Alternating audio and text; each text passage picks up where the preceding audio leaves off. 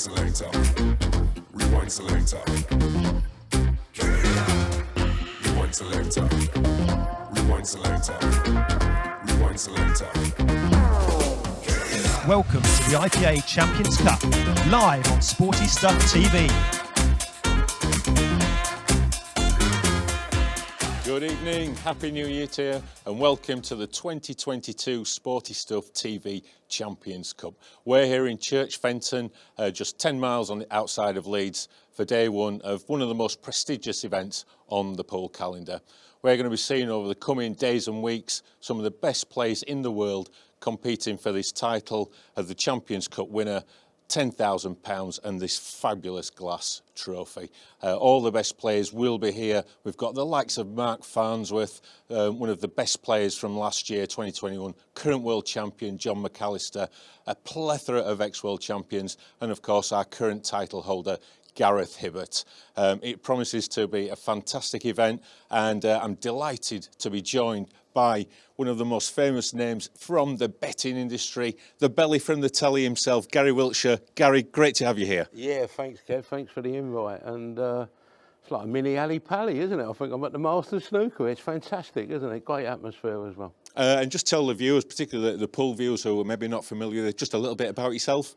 Well, I've got a nickname called the belly from the telly. I don't know why, like, looking at me, I don't know why they got that nickname, but no, I've been at the game, Sporty Kings we call it, Graham racing, horse racing for over 30 years, 40 years as a bookie on the track, and now I'm not in the Sporty Kings, I'm in the sport of pool, and you know, after what I've just seen now in the first match this evening, oh, it's a joy to be here, but yeah, it's a lovely bit of fun, and I've got the best judge, they say, the best judge in the country, the best betting expert on pool with me as well. So Little and Large has been revisited this, sorry Mark, but revisited this evening. Who's Little and Large? Which one's which? Leave that to the viewers. Absolutely. Yeah, absolutely. Delighted to introduce our very own tiny assassin, the star of Pickers Picks, Mark Pickworth. Mark, you know, we were here back in last year where we saw one of the most fantastic finals between Gareth Hibbert and Mark Boyle in an event that literally had everything in it from day one. Are we going to expect the same this year? Oh, absolutely. I mean, we've got a very different format here. It's going to be a race to fall. There's even chance of draws. It's a round-robin sort of format. It's going to be tremendous. There's going to be lots more upsets, I think, this time. We're going to have loads more last frame deciders. There's going to be a lot of tension, a lot of nerves out there. But the way that we've just seen Liam Dunstan play, is there any nerves out there? I'm not so sure. I've got a feel for Matt Steeple there on the first match. Yeah, so if you joined us earlier, we saw Liam Dunster, the pro number one, put on an absolute clinic there, Gary. What were your thoughts on that one? As a novice to Paul, that was absolutely out of this world, you know. You've got to feel sorry for the butcher and the pigeon coming up next, haven't you? After witnessing that, you know, all the pressure's on our next match, our next live match here, match number 2, isn't it, this evening? But that was just fantastic. The Kingdom of Fife. I wonder why they say he's only even money to be Prime Minister of Scotland. How he won that match, Liam. So you two guys are going to be informing our audience throughout the tournament. You've got your very own betting office here, I've heard. What do you think about that, Gary, after 9:30? It's been my dream to have a betting shop where I can have a bet after midnight. And tonight, well, we're opening the doors at 10 o'clock, only between ourselves, me and Mark. We're having a little bit of fun in there, and to the early hours of the morning, eh? So it's like being in Vegas, isn't it? You know, Vegas 24/7, isn't it? So we're bringing Vegas here to near Leeds, haven't we? But we're going to have a bit of fun, Kev. That's what the game's all about, isn't it? And don't forget that 10 grand for the winner. Big bangers and mash, isn't it? Yeah, well, we look forward to hearing from you both throughout the tournament. And talking of the final that Gareth Hibbert came through against Mark Boyle in what was a titanic tussle, let's just watch the closing highlights from that final in what was an epic encounter.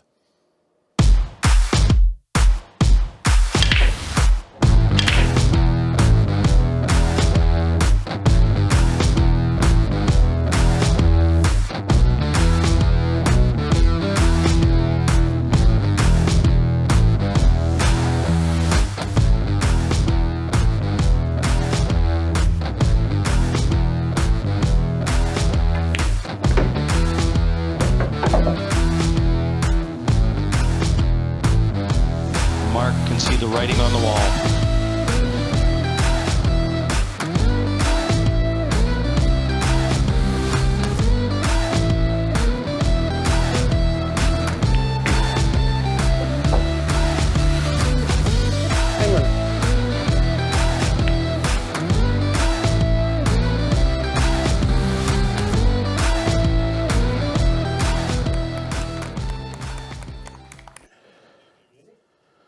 Yes, well, a very, very good evening. You just see us on the table there. We're now in our little betting office, me and Mark, and all I can say is a warm welcome to the Sporty Stuff Champions Cup again, 22.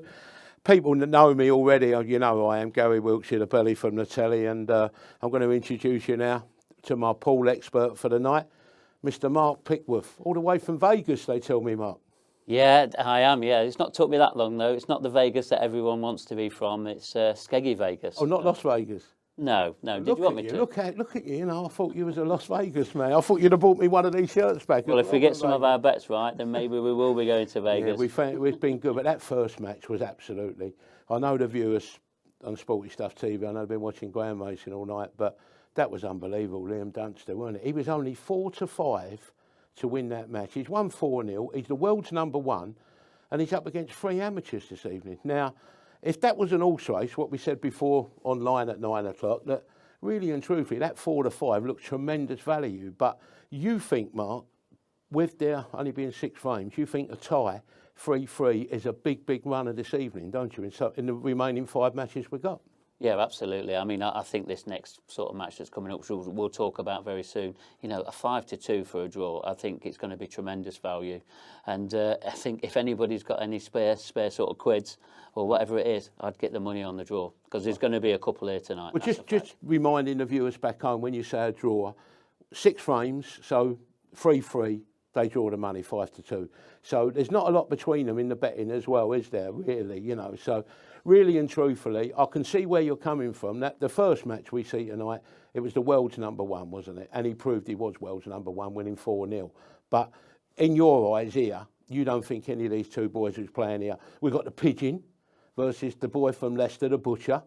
And I like a few butchers in my time. I bought a few T-bone steaks there, a few as well, but it's going to be close, isn't it? Well, it is going to be close. I mean, if you just look at some of the odds there, I mean, Jake Newlove, he is sort of, in my eyes, he's an edging favourite, but in the bookies' eyes, it's completely even. They can't split them, Mark. They can't 11 split. to 8. And that's why I've gone for the draw. 2 and 5-2 the draw. That's why you're going practically where the odds compilers with our betting partners this evening, who's priced up all these matches here tonight, and they can't find a favourite, can they? 11 or 8 each to 2 and 5-2.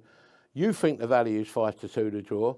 I'm going to go with you here, 5-2. I went with the first favourite, and I thought he was a good thing. Yeah. But in this one here, the people I asked as well with Paul, the people who are here this evening, you know, who you talk to, and no one knows who's going to win this match. So, you know, it's going to be really, really close. You know, and look at Jake as well. I think he's lost. Has he lost 2 or 3 out of his last 10? Well, he's only lost 2 matches in his last 10. Yeah, he's got a phenomenal record. And he has won. He has got an amateur IPA title under his belt already. So he's a good performer. He's been an ex-professional player as well, and no doubt he's going to be a professional player. Have these 2 players ever met before? What's the head-to-heads on them like? You know what? Believe it or not, because Jake Newlove has played 5 years now. But like Scott Pigeon, this is his first year, but they haven't played each other yet. This is going to be the first time that they're playing each other, and I'm going to be looking forward to this one. I can't edge it. I don't know which one's which. I don't know which. Well, I do know which one's which, but I don't know which one's going to win. You made me laugh there. You said Scott Pigeon, but that ain't his real name, is it? Scott Pigeon. That's your nickname, isn't it? It is, yeah, the Pigeon. The Pigeon. He's always been known for the Pigeon.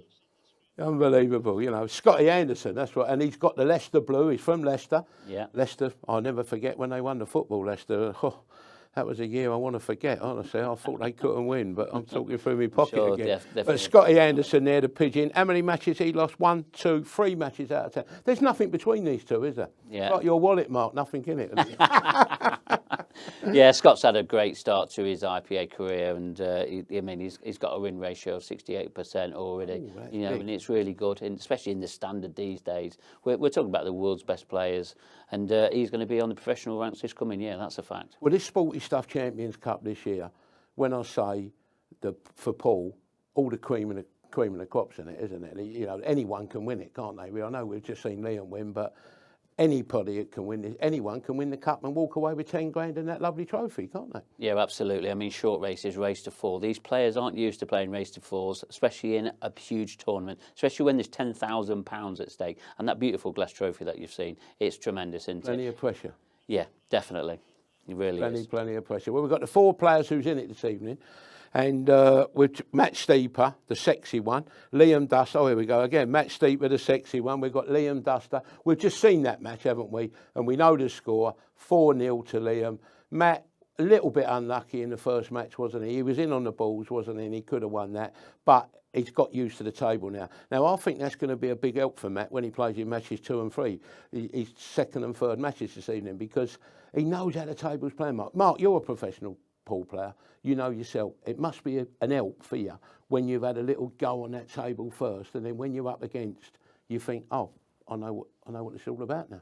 Yeah, absolutely. And he's got his toughest match out of the way. On pen and paper, the toughest match is out of the way. He can relax now. Not relax too much, because he needs to take it a little bit serious. He needs to try and get back into this. This is a round-robin format. He's still not out of this yet. And if he wins his next 2 matches, he could go through. Yeah, yeah. I mean, Liam Dunster, like he has, he's already won. I mean, he's won, look at that record. He's only lost twice in the last 10 matches, and he won 8 matches on the bounce. Yeah.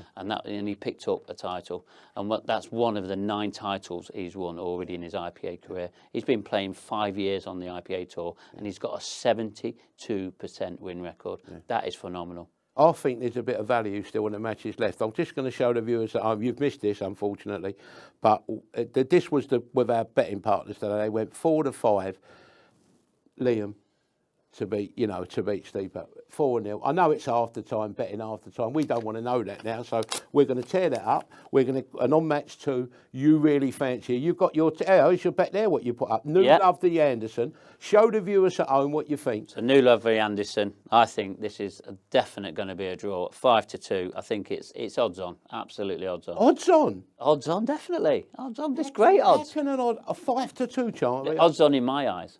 Well, what more can we say? We're playing at home. If you want, you've got a few minutes before the next match, haven't they, to come? Yeah. But honestly, if you want to go with Mark here, Mark Pickworth, don't forget, he is an expert at pool. He thinks this 5-2 this next match should be odds on. I'll tell you what we're going to do. We're going to have a short break. So if you fancy going with Mark at 5-2, Pickworth's picks, get on now, boys and girls.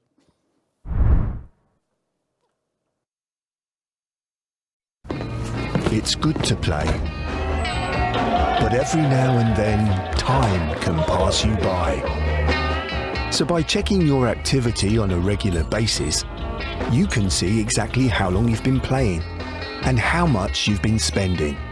Wins, losses, ins, outs, it's all there. However you decide to play safe at Bet365.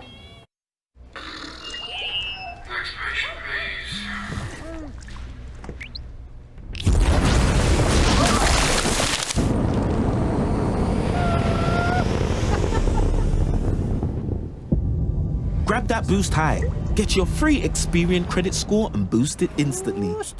My all-new WW plan is totally unique to me. It's built around the foods I love. Live the life you love, lose the weight you want. Join WW today. EE's winter sale has dazzling deals to lighten up your winter, like a magnificent 160 gig for just £20 per month on this stunning EE 5G ready SIM, all on the UK's best network. Now that's more bang for your buck. So hurry and get 160 gig for just £20 before the 27th of January. Heard about GoDaddy domain names? Go to GoDaddy to buy a dream domain name from 99p with GoDaddy. No, not quite like weeping, but definitely sticky. Speak to a GP 24/7. Search Simply Health. Tax calculations. A nightmare, obviously. Obviously. In what world would she ever have to worry about her taxes? Numbers. It's all good. It's been taken care of. Thanks, adorable, teeny tiny, hard-nosed QuickBooks people. Taking care of taxes. Have your self-assessment. End-to-end QuickBooks. Wanted, the bravest kids to discover the world with Paddington. Sign up today and every month your child will learn about the amazing animals, languages, games and food of a different country. Paddington will send them a wall map, postcard, stickers and a travel journal to track their adventure. And best of all, you'll be helping UNICEF keep children happy, healthy and safe. Just search Paddington's postcards or text MAP to 88600 to sign up today. Marmalade sandwiches not included. At Betfair, we know racing often comes down to the finest of margins. A neck, a head, a nose. But those margins can prove the difference. Give yourself the advantage and win bigger with My Odds Boost on the Betfair Sportsbook. Boost your odds on 3 horses every day and get better odds for better returns. My Odds Boost with Betfair.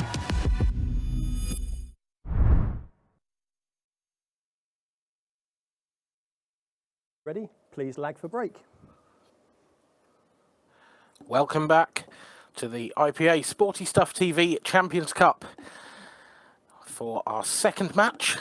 This one between Jake Dylan Newlove and Scott Anderson. I am delighted to be joined in the commentary box once again by our very own Pickers Picks, Mark Pickworth. Good evening, Mark. Good evening, Dan. And wow, what a first match that was. That was awesome. And it's going to be pretty much the same here. Both of these players are very established. Both amateur players, but there's no doubt they're going to be professional players this coming season. Yeah, I think I would make the... I know you've backed the draw here, as we all saw before the break. I think I would make Jake just a slight favourite. I think he's got a bit more experience at this level, played in the last Sporty Stuff TV tournament, of course, the 2021 Champions Cup.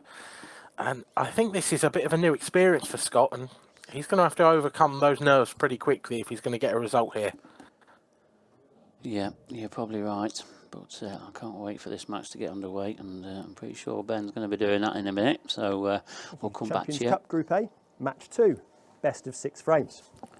First frame, Jake Dylan Newlove to break. Time running.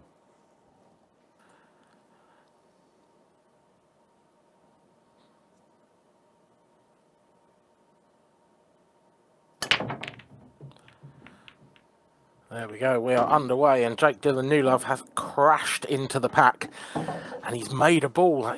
It looked like a dry break at first, Mark, but that red just ran into the yellow and knocked it into that top right pocket, and this is actually a wonderful looking opportunity first up.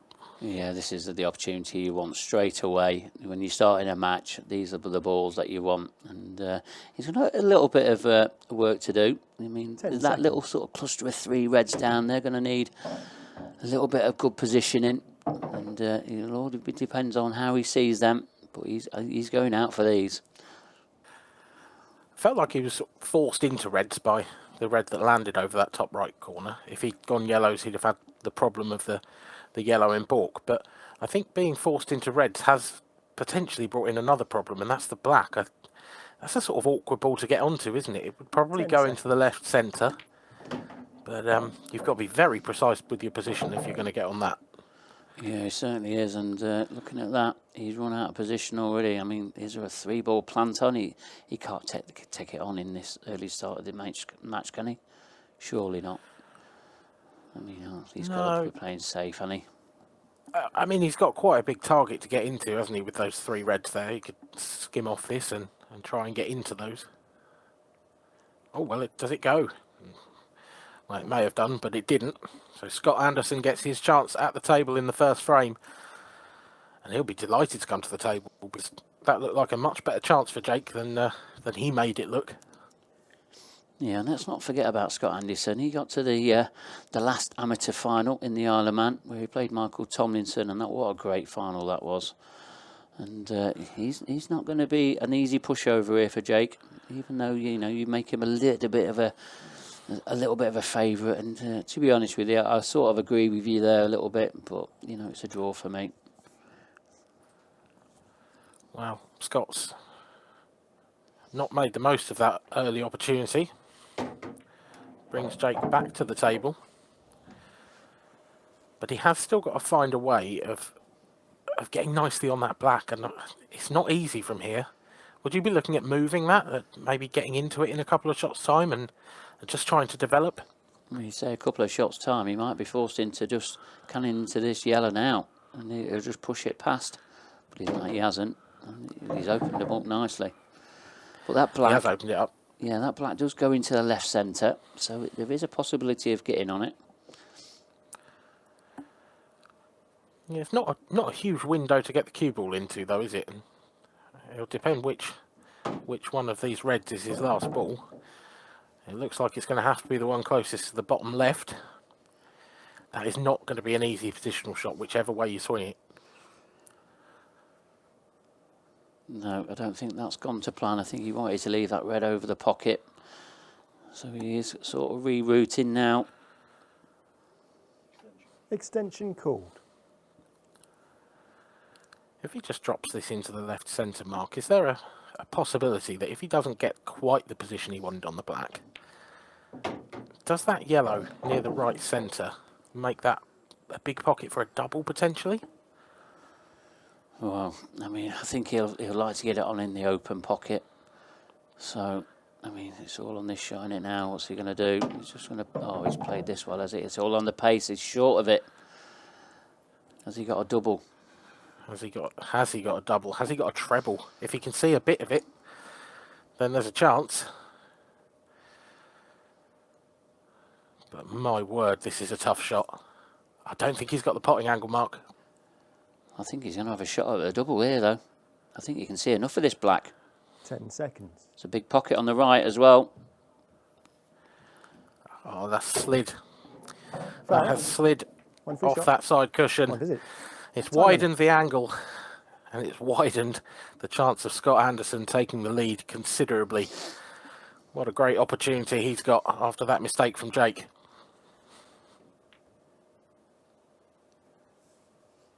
Yeah, he sort of didn't really predict the sort of new cloth that we've got on here for this tournament. And when they do get new cloths and new cushions, it does slide.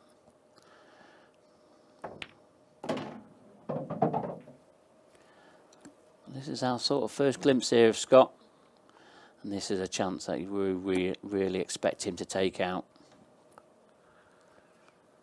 I think you can visibly see that there's some nerves there from Scott. This will be his first time on TV. And I guess in this sort of spectacular new arena and the environment that he finds himself in, that becomes all the more clear every time you walk around the table, doesn't it, Mark? That kind of, that feeling that this is bigger than anything you've done before, really. Yeah, it certainly is. And this will be pretty much his biggest sort of tournament to date. Playing in this arena, in this studio setting, there'll be a lot of nerves jangling. If he says not, he's lying.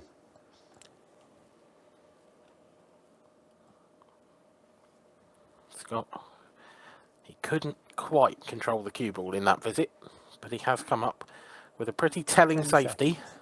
What can Jake do from here? Oh, well, it's a hit. To be honest, he'll take that because there was more than a hint of fortune involved. Yeah, well, it was a good snooker there from Scott. It was very tough to hit. And Jake Dillon Newlove, he's had a slice of luck there, just coming off that jaw to hit that black. How much is that going to prove in this match? He shouldn't really. Although I am surprised Scott's going this way about it. He's not guaranteed himself position here, and he's only just come far enough. Needs that cue ball to stay out of the centre, which it, again, just about does. This is going to be a big settler for Scott Anderson. Yeah, it is, but the way that I mean, he played that with side off that cushion. You just saw it just slid, and he didn't get the reaction he normally does. But what has he done with that black? Oh my word. Well, we've talked about the nerves, and that is the only explanation for that shot. Scott Anderson leaves the black hanging over the right centre pocket, and Jake Newlove takes, you have to say, a surprise lead given the opportunities that Scott had in that first frame. How painful is that going to be for Scott Anderson, Mark? Yeah, that's going to be a hard one to take. I mean, how will he come back from that? He's just got to give his head a wobble here, because this is a short race. You can't let things affect you quite, as easy. It's very hard to say. It's easy to say that sat here watching him. It's just about how now he's going to react to that. He's got to get that out of his mind now.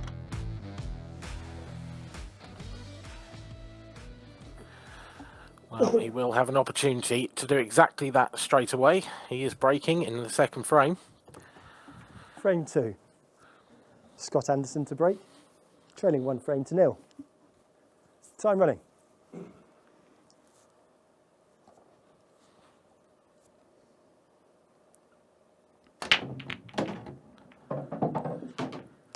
He just about kept the cue ball on the table. It slammed into that far jaw in that right centre pocket.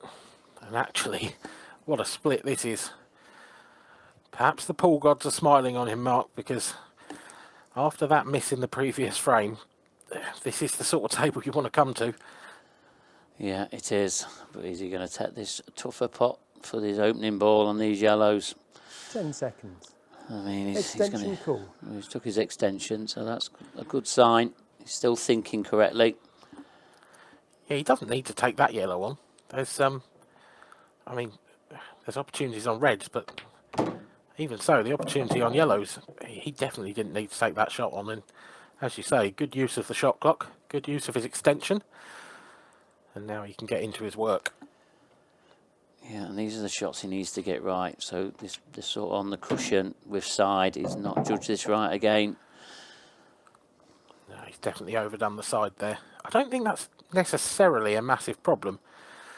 Okay, his next shot's tough, whatever he takes on, but that yellow that he's left there is in a really nice position for your last ball to the black. But you've got to get there first, and Scott Anderson hasn't. Bit of second prize by covering the pocket. Yeah, it has, but is he going to go all out for this now? He's going to cut that red back and clear the yellow over the pocket. Yeah, for viewers new to black ball rules, Jake is attempting what we call a skill shot or a combination shot. Foul. If you hit your ball first and pot it, you can pot your opponent's ball in the same shot, but Jake has only done one of those things, and he hasn't made the pot on his own ball. So he turns the table over once again in this match to Scott Anderson. I mean, I was going to say this is probably Scott's best chance, but I would argue that was in the previous frame, Mark. Yeah, and there's been a lot of chances here already that we've seen. More chances we've seen in this first 2 frames of this than we did in the last match. So, but this is one he's got to take. Slightly tricky positional shot here. Wants to finish straight on this yellow down the left-hand side. This is missable. He's not wasting any time though, is he? He's just getting down to it, and that is just pure nerves.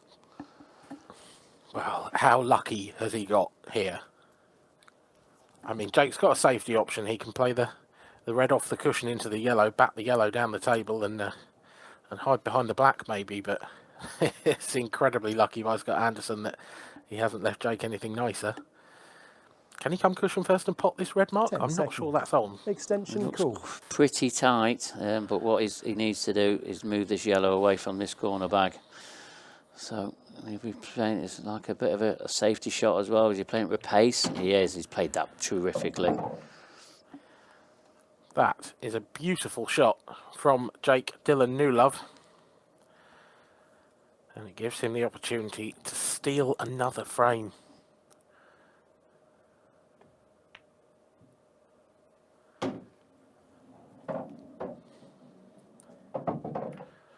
I say steal, Mark, because Scott in his wildest dreams wouldn't have had chances that easy in the first 2 frames of this tournament. Absolutely not. And God, this could have been 2-0 either way, especially if Jake takes these out and takes a 2-0 lead.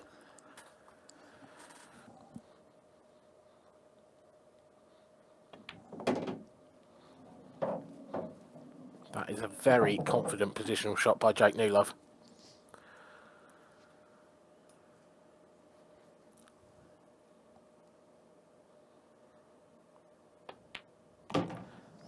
That is an equally confident black ball. He leads by 2 frames to 0. Scott Anderson, well, you said it in the previous frame, Mark, needs to give his head a wobble. That is definitely the case here. Yeah, that's 2 huge errors here from Scott Anderson, and he's been punished. Jake Dillon, New Love. Could quite easily be 2-0 ahead now, that is a fact. Of course, we have plenty more action for you to come this evening on Sporty Stuff TV. Can you tell us a little bit more about the format of this tournament, Mark, and how many matches we've got to come, etc.? Wow, you're putting me on the spot here, Rory. So we'll let Jake break off here. We'll have a look, see how these go. Frame 3. And then Jake Dillon, we'll New try left to break. and see how they Leading land, 2 and then frames we'll to go 0. from there. Time running.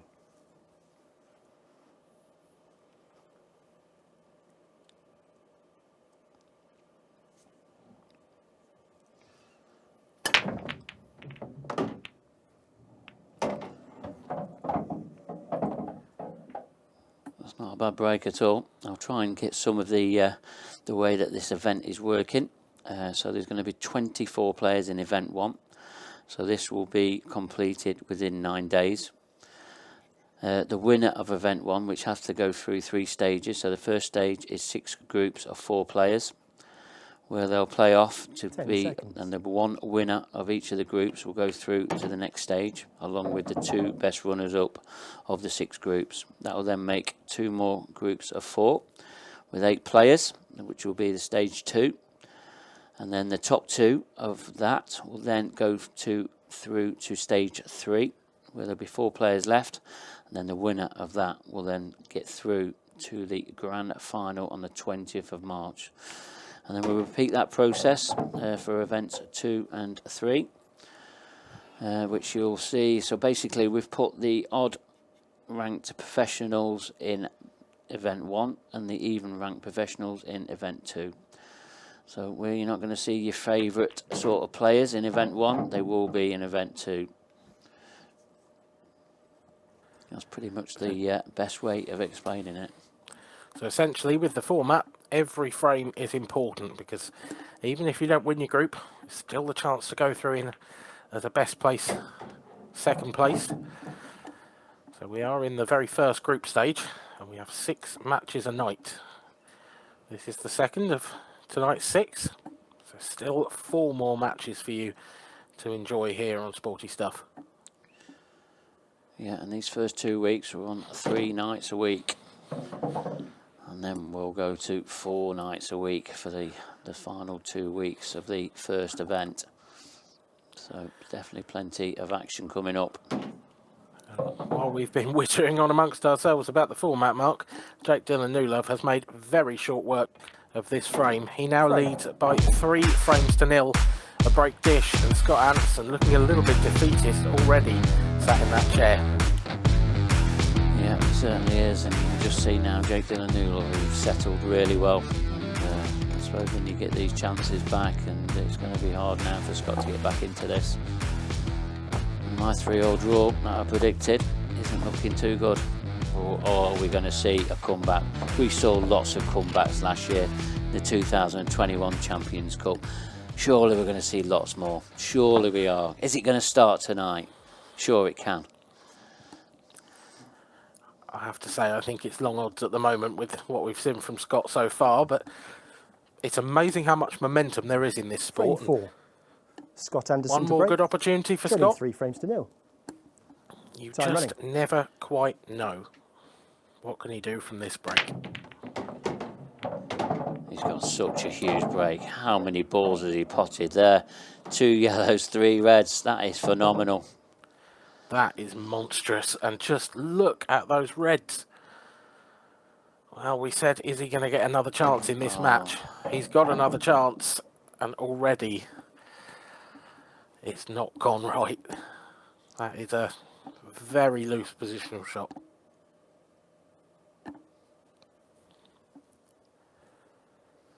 Can he see enough of that red to pot it? I'm not convinced from this angle. Side cushion.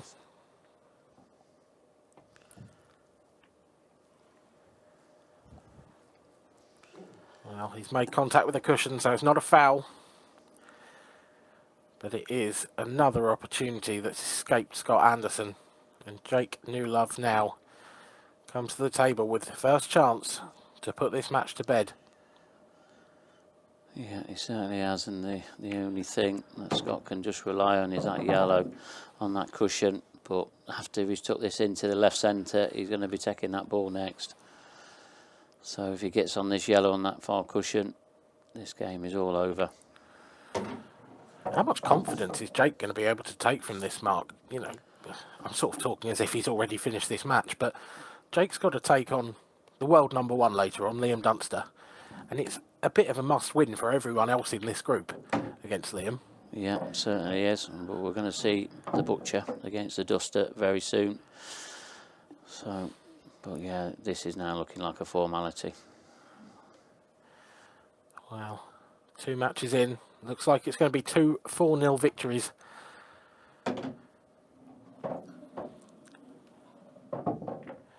Jake didn't start this match all that well. But you have to say, the last couple of opportunities he's had, he's taken superbly. And here's another one. Jake Newlove completes the victory. Jake Newlove wins 4 frames to 0. He beats Scott Anderson. It's a whitewash. Another whitewash in this first match and first top group of the 2022 Champions Cup. 4-0 to Jake. Scott Anderson will sit in his seat. He will be very disappointed with his performance there.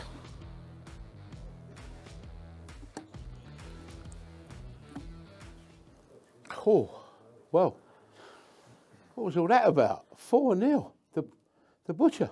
I know, and he has just butchered somebody in there. That is a fact. Unbelievable, wasn't it? It really that was has. Absolutely fantastic, wasn't it? You know, again, we thought it'd be, but not being funny, the other boy from Leicester, he had every chance of winning, didn't he? You know, it was really, really lucky. You know, it was so unlucky, wasn't he? Could have easily been 2-2 early, and then all of a sudden 2 down, 3 down, 4 down, all over. So, but they've both got 2 more matches to play, haven't they, Mark? Yeah, they're not out of it yet, definitely not. But Scott will be a little bit disappointed there because he could easily have took both of them first frames there, and they're good chances. And I think just the nerves just got the better of him. And well, we're going to have to see how he's going to sort of recover from that. You know what I'm looking forward for? Because later on, you got Dunster versus the Butcher there, haven't we? What a match that would be. That would be very, very, very close. But we've got another match to come up now. What do you make of this one, match 3? Well, match 3, I mean, Scott Anderson, you know, this is where he's got to try and recover. And we've got both of the players that have been beaten 4-0. They're coming up against each other. So, I mean, whoever loses this, they're pretty much out of this this group now. Well, they've got the betting on here now. 11-10 Scott Anderson, 7-4 Matt Steeper, and 9-4 the draw. Really, that's 7-4 Matt Steeper. I know he got beat 4-0. Scotty Anderson's got beat 4-0, and he's still 11-10 chance. Do you think Scotty will come back here? Well, he needs to. He needs to get back in here very soon. Because he needs to win the first frame, doesn't he? If he wins the first one, he needs to settle down. Settle down. To relax. It's all about settling down. I feel that he was sort of rushing in that last match. You know, he weren't really thinking about his shots. You know, he's got 30 seconds a shot. That is a long time to play one shot. And he's playing a shot after like 5 seconds, and he's got to cut that out straight away. You know what they call the Foxes in football, Leicester City? The comeback kings. Can we see another comeback here? Well, he needs to. He definitely does. But I wouldn't write Max Steeper off. I think this one. This could be a draw here, couldn't it? 11-10, 7-4, 9-4 the draw. You're going to go for the draw again. I'll tell you what. Where is your slip here? What you had for this one? Where did you have? You had match 2 and 3. Yeah. Both draws 10-1. Both draws. Yeah. How about this one? Anderson to beat Steeper at 6-5. Now that 6-5 disappeared. That's now an 11-10 chance, Anderson. So the public at home who's playing with our betting partners on Sporty Stuff TV, they've took the 6-5 and he's now 11-10. So that's where the money's going. They think Scotty's going to come back. The Foxes, they never let us down, do they, Mark? No, definitely not. Definitely not. Well, yeah, I think what we can do, I can rip my bet up. You can rip your one up, that 2-3, yeah. You can rip the draw up there, 3-3. I think there's nothing in this, honestly. 11-10 Scotty Anderson. I know he's got beat 4-0 there, but I thought Matt Steeper, you know, in the first match. Don't forget, Matt was up against the world's #1. He got beat 4-0, but I think Matt could come back here. I think that you went for a draw the last time. I'll tell you what I'm going to do. Odds are even. I'm going to go for the draw this time. Now. I'm going to take the 9 and 4, yeah. Okay then. Them bookie boys don't get it wrong. 5-2 it was this morning. 9 and 4, 11-10. The one who's drifted in the betting is Matt, isn't he? Matt Steeple. He's gone out because after that first match when he's got beat, he's gone out to 7-4. But where's the value there? You fancy Anderson, I know you do. You got that little smile about your face, Marky boy. I'm going to go for the outsider. Go on, I'm going to go for the Steeple at 7-4. And I'll tell you what we're going to do. You know what we're going to do? We're going to go for a break. So if you want to play, you'll have about 3 minutes before the next match starts. So I'm going for the outsider. Matty's going for the favourite. So I'll leave it to you. Let's go for a break.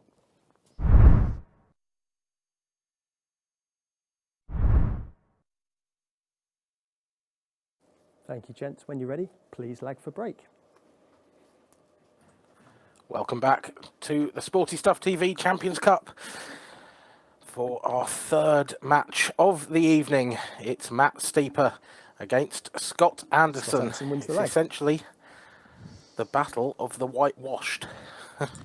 Matt Steeper lost his first match 4-0 against Liam Dunster. Scott Anderson lost 4-0 to Jake Newlove. Mark Pickworth joins me in the commentary box. You've had a bit of a chat with our betting expert Gary Wiltshire, Mark, but how do you see this one going? Well, I mean, I've had it down as a draw right from the very start, but the way that both these players have played their first matches, they're both very edgy. So our nerves going to play a part. I'm sure they will. I'm sure we're still going to see quite a few misses. But whoever settles down first has got more of a chance of winning and trying to keep in this Champions Cup. Champions Cup Group A, match 3, best of 6 frames. First frame, Scott Anderson to break. Time running. Well, as you say, Mark, both of these players not off to the best of starts. But you have to feel that it's Scott Anderson who had the better chances. Matt Steeper, of course, was up against the world #1 in Liam Dunster. And although he had a couple of tricky chances, they were tough. Whereas Scott had some pretty routine ones that he put down against Jake Newlove. Yeah, he did. And he looks like he's got a 10 pretty simple one here again. Extension call. But after the balls we've seen him miss, can he take these out? Yeah, he's walking around the table sort of shaking his head at everything, but I'm with you. It's not a simple chance. They're not absolutely clear there.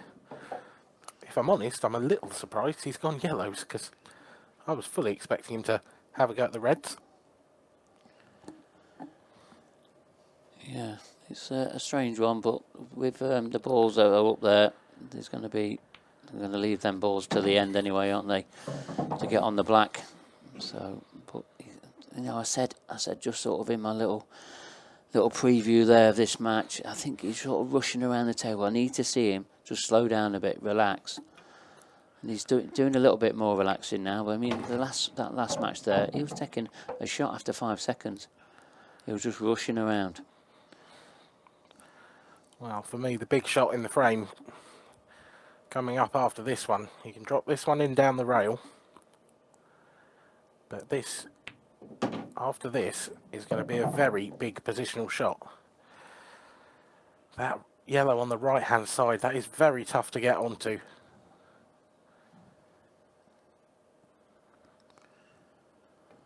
And he's not, you've got to say, he's not in position yet.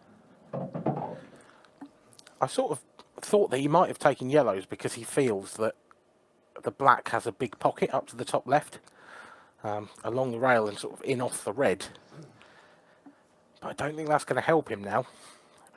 I don't think this is his preferred route at all. He's actually having a good look at a double here as well. 10 seconds.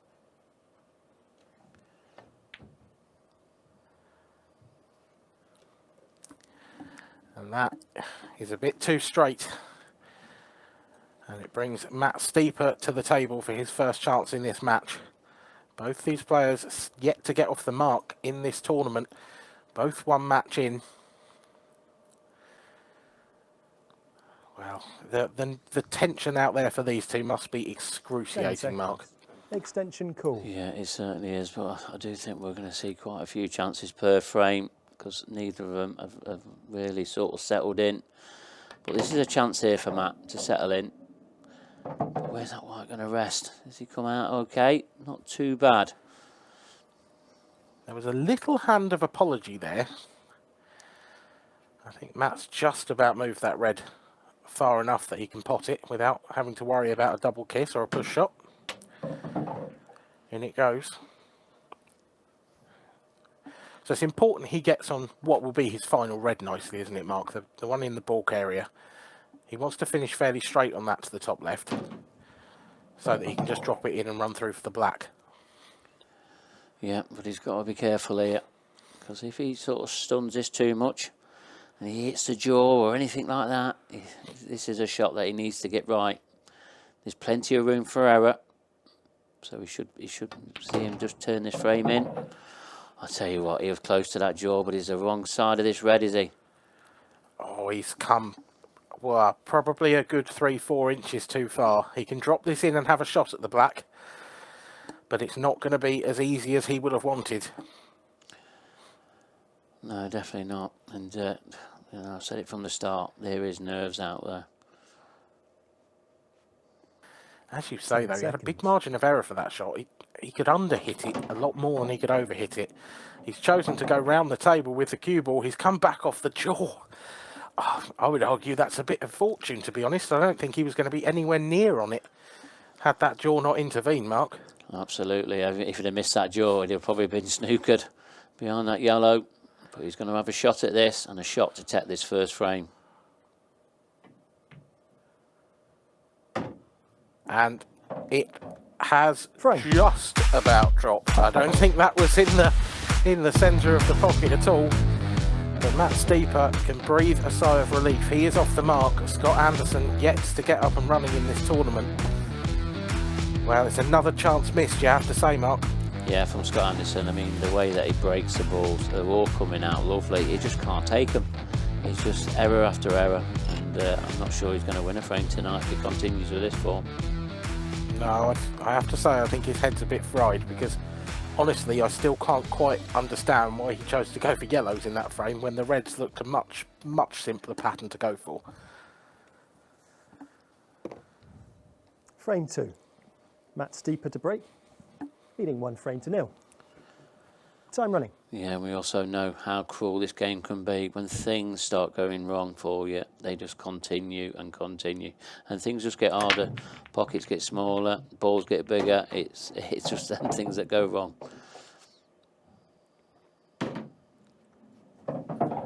I was going to say that I feel like the one advantage that we've seen so far that Scott might have over Matt is his break.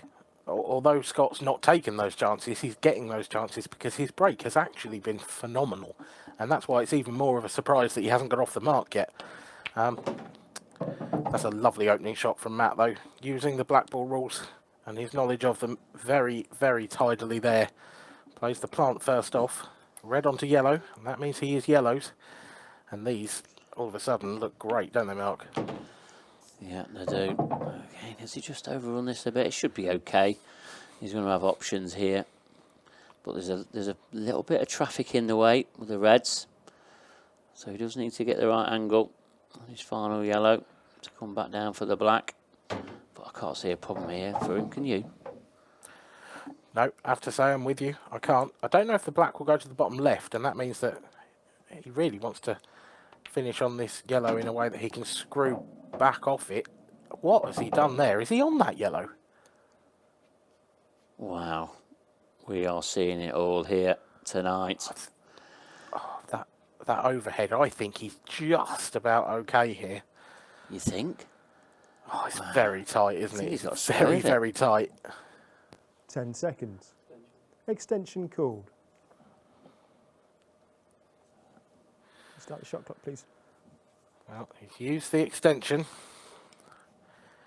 He's taking all the time he can over this shot. It is a little bit of a swerve, so he can't see the natural angle. And he hasn't got it right.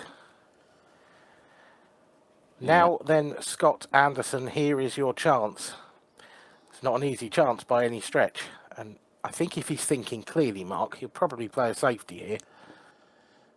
Yeah, it might not be the first shots as a safety. He might just pop this in the right centre and then just get a snooker down at the bottom. Oh, I think that's what he tried. Yeah, I'm not entirely sure that red actually went. It looked a bit close. Snooker. But he's played it in. I think we'll give him credit for that. I think he's played it in such a way that he wasn't going to leave Matt a shot. And now Matt, unless he can roll in behind this yellow, Matt's in serious trouble here. 10 seconds. Yeah, I think he's got to find a gap, but that ain't even there. Unless he can just clip the right-hand side of this yellow. That's just sprung off the cushion there. 1 free shot, 1 visit. It really has. Time out. Now, for me here, Mark, Scott has got to be positive. Time running. You know, there are some players in this situation who would put the yellow safe or something like that. I'm not sure about this. I mean, it's worked out okay, and he should be fine. It's not a bad shot, but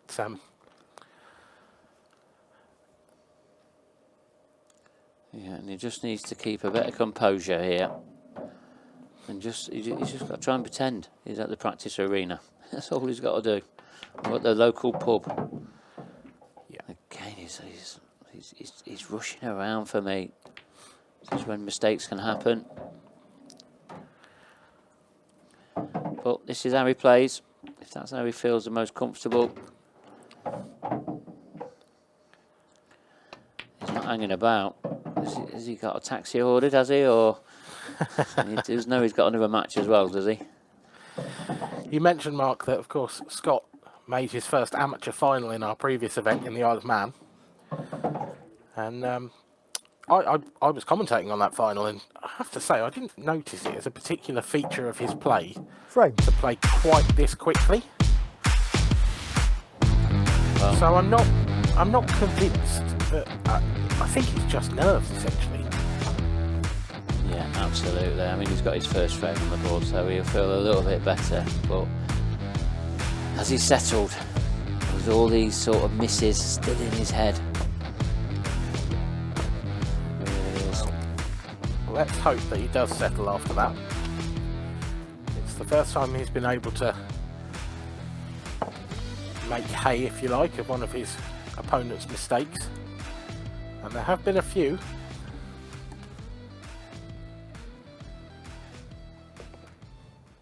Frame 3. Scott Anderson to break. Scores are tied, 1 frame all. Time running.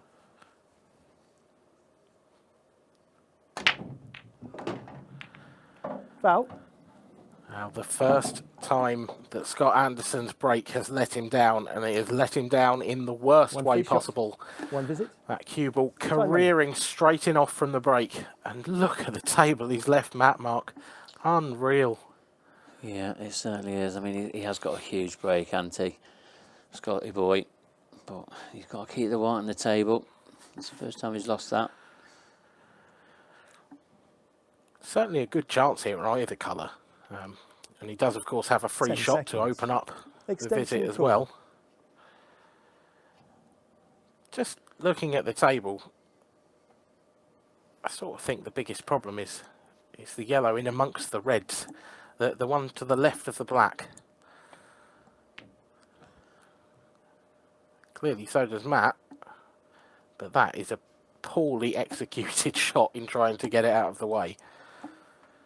Yeah, but he got a little kick there off that yellow. I mean, I'm not sure what he was playing. Was he trying to get the yellow around the back of around the side of the red? I think he was. But he's made it tricky for himself. If you got the yellow in a potable position there, then it really opened up the yellows. Everything all of a sudden fell into place. It was a nice, easy pattern for him to work his way round.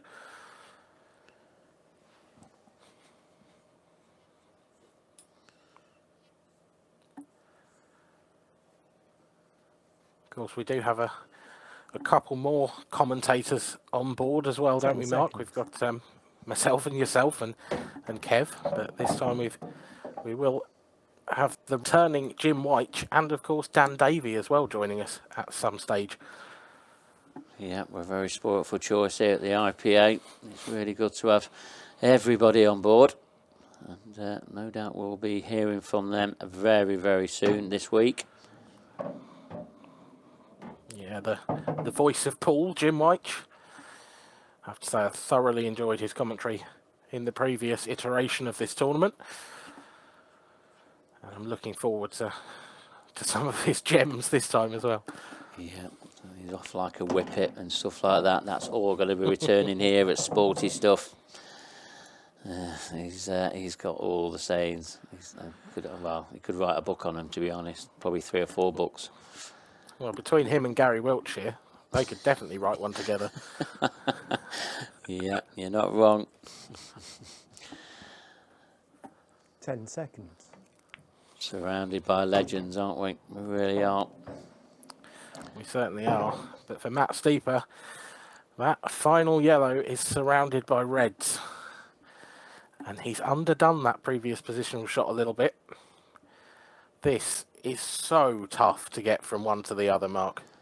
Yeah, he's even left himself a tough pot. He's not playing a double here, is he? He has. He's played a double. And how well that has he is played glorious. That? Brilliant shot. That is if he's on that yellow, that's an early contender for shot of the championship. I'll tell you that now. That is a stunning shot. Yeah. The level of control involved there is astonishing.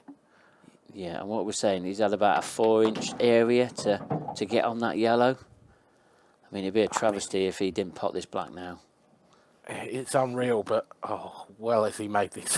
How hard has he made this black? It's either a tough shot up to the top right or a very thin snick to the left centre. What would you prefer? Well, top right for me. Well, same for Matt.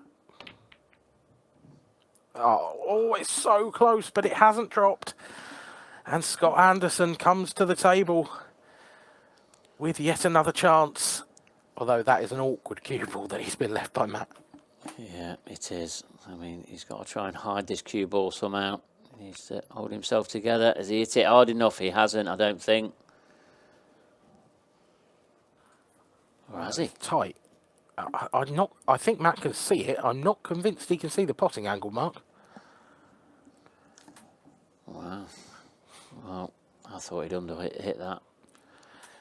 I think we might be seeing the steeper swerve again. 10 seconds. We've seen a failed one up to now. Can he get this one right? Not quite. For me, Mark, he didn't really give that cue ball a chance there. He's hit that a bit too hard for a swerve. Yeah, he did. And Scott was a little bit fortunate there because he definitely should have had a full ball snooker. But he's really trying to put him in a lot more trouble. And this one's going to be, well, not tricky, isn't it? Is it one cushion escape? Can you see enough for that? Time out. Right hand cushion. I mean, whichever way you swing it, this is going to be a hit and hope from Matt Steeper, isn't it? And in terms of the one cushion escape, that might help because he's going to have to hit that first cushion very hard and it might square it up a bit. It might give it a chance. 10 seconds.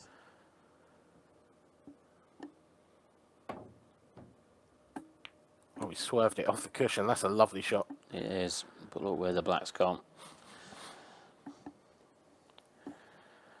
Yeah, it's given Scott a great chance, hasn't it?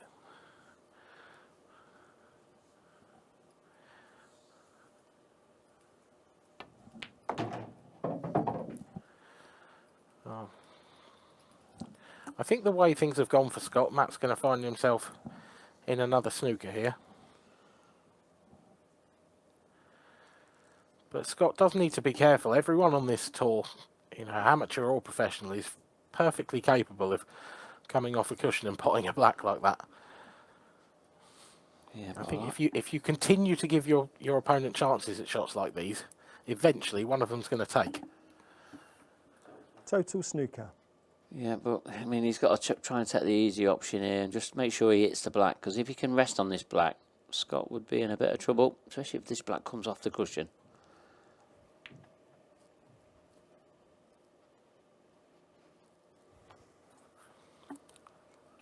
Very well called. Has left Scott a shot. The top of those reds will go to the right centre quite comfortably. Good shot with added pressure now because that black is wide in the open. Good pot there from Scott. And good position as well. I feel he's got to take these out. Yeah, Scott can't really defend anymore, as you say, because Matt's brought his black out into the open, but that is a big, big misjudgment from Scott. He didn't want the cue ball to hit that second red. He was trying to top it through into the one on the right-hand side. And it's thrown a lot more than he expected. Yeah, this is horrible. It really is.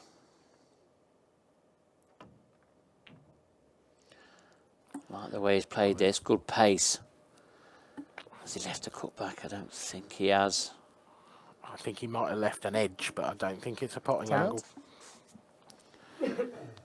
You could argue Scott's been slightly unfortunate there. He's played a very good safety shot, actually. But the way the two reds have gone together on the left-hand side, it just gives him another problem when he comes back to the table.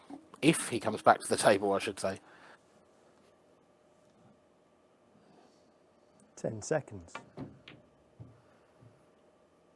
Well, he keeps getting out of these snookers. There's not going to be many more snookers he's going to be in. Scott's going to have to take these out.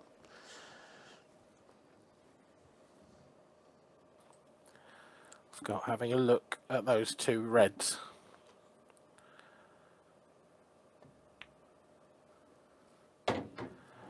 Does the top of those go into the left centre mark? I think it probably does, but you've got to land nicely on it, and he hasn't left himself the right angle. No, it don't look like it. I mean, he can screw this back and come off the short side of the bottom right and cushion, but God, it's a terrifically hard shot. What can he do here? Is he going to leave a plant? 10 seconds. Could he screw it back into the black and leave a double? You've called it, Dan. And even better, well, he can drop it I in. say a double. I think, yeah, I'm with you. I think he's on this straight. That's a very good shot from some hard work that he made for himself. Yeah, it looked like he had a different angle to what he pinched from that bag. So credit to him there. Big credit to Scott Anderson.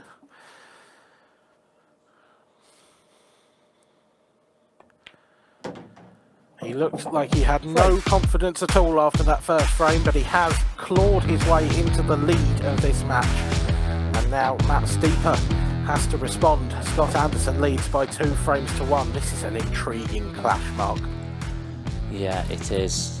And, I mean, Matt Steeper did everything asked of him there. He got out of every snooker. I suppose he'd be disappointed with his positional shot on the black, but it was one of them that could always go wrong. And I think both of these players, they're sort of coming to situations on the table where things are going wrong, or it's just not going right for them. Frame 4. It's been so Matt scrappy Steeper to so break, far. Trailing 2 frames to 1. Time running. Matt Steeper's first break in this match went very well indeed, and he missed the chance. Oh, they're both breaking well, but this looks very dry.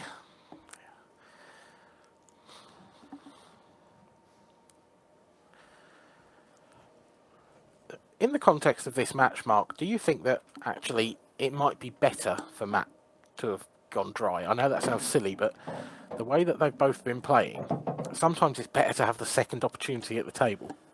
Yeah, that's if you get one. And then Scott, you know, after that last clearance, he'll feel a lot better about himself. And it's just whether he can sort of hold himself together and get these yellows out. I mean, I think that yellow passes into the top left-hand corner. And the one that's sort of clustered just, you know, in front of this baulk line, I think it goes to the left centre quite easily. And he looks a different player now. Yeah, this has been pinpoint so far from Scott Anderson. Is he just going to nudge that yellow? No. Held it on the red.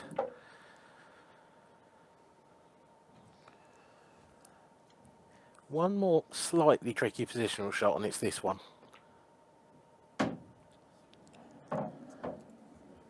Yeah, I think he was relying on a little bit of just canning in the red a touch, but it's not come off. I think he's got to go into the top left here with this one.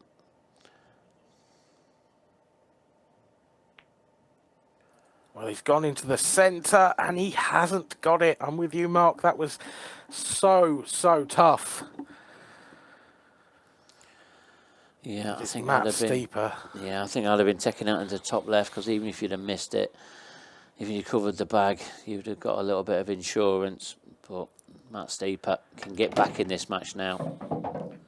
Such a shame for Scott, because, like you say, early in this clearance, you know, Matt's break didn't work, and Scott looked a different player. He was strolling around the table visibly with confidence.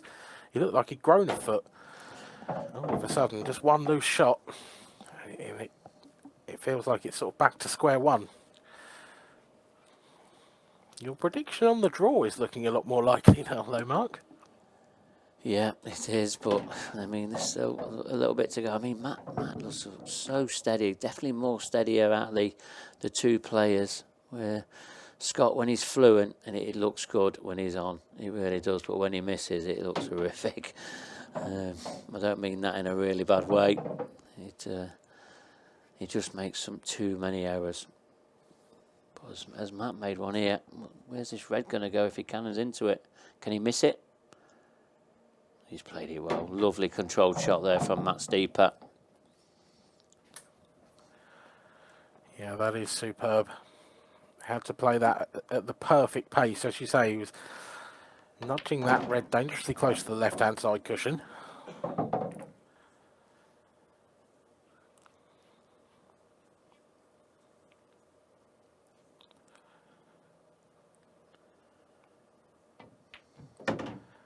Brings the cue ball back in.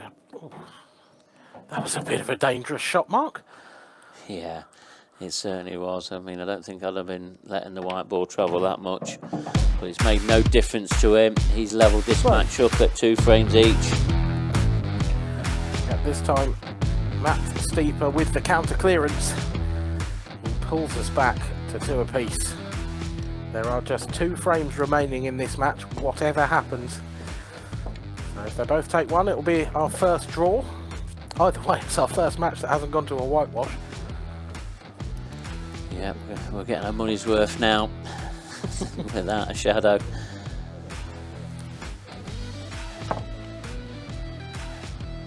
They're just having a conversation between themselves. Probably talking about how difficult this is, Mark. Yeah, absolutely. And Frame 5. I think Scott, he just Scott needs to keep Anderson the to white break. ball on the table here. Scores are tied. 2 frames all. Time He's running. got a good break on him though, Scott. I do like the way he breaks these off.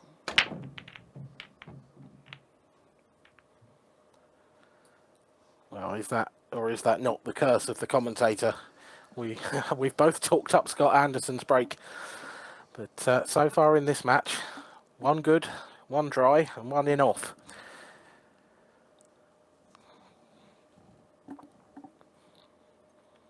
This is a very messy table, though. 10 seconds. Yeah, it's one table that Matt Steeper has been associated with quite a lot on tonight's matches. He's not had it easy today, that's a fact. No, I mean, obviously he feels that red's the colour, and I can see that, but he definitely has got to do something about that black. He wouldn't have minded that slowing up 6 inches before it did either. That red just to the right of the cue ball there. Bit awkward to get on. He'd have liked to have taken it out next.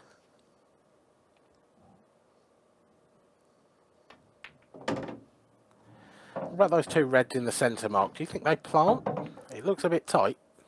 Yeah, but he's not in prime position. He wanted to take the plant next, and now he's taking the ball away with hampered cueing that can get the black out. So he's way out of position here. He's going to have to reroute something here. He's going to have to pull something out of the bag. He does have a chance to go into this black, but that was always the problem It was never guaranteed to come out nicely. And my word, has it not come out nicely.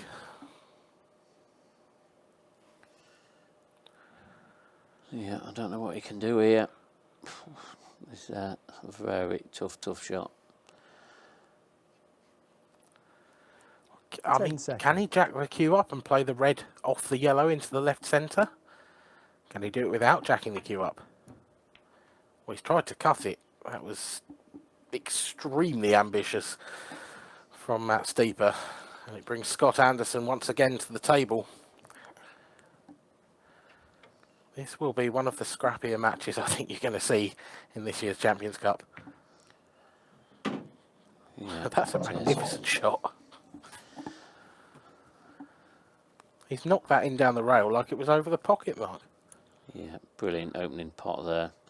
I think he'd like to see it stay over the bag because where the white landed put him in a good position. But now he's going to be forced to take these on, and he's missed the yellow. Look where that yellow has gone. Yep, the yellow's gone safe. The cue ball's been left in a fairly prime position for Matt Steeper as well. He can knock the red he's closest to up to the top left, and actually, if he stuns that, he's perfect on the left hand of those two reds up to the top right as well. 10 seconds.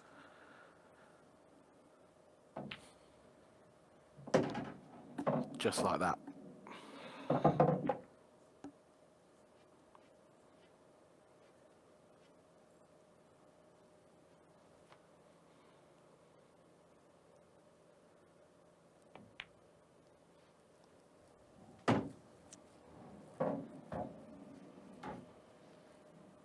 Just that last positional shot to worry about. Been a couple of times now in this group tonight where Matt Steeper has fallen foul on his last positional shot.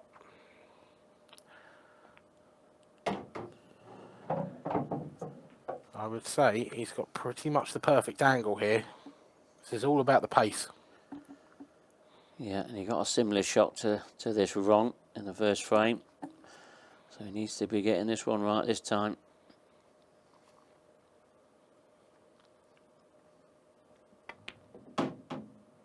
Oh, he's overdone the side. He's overdone that by a long way, to the point where actually it's come quite nice for a double. But that is certainly not what he was playing on.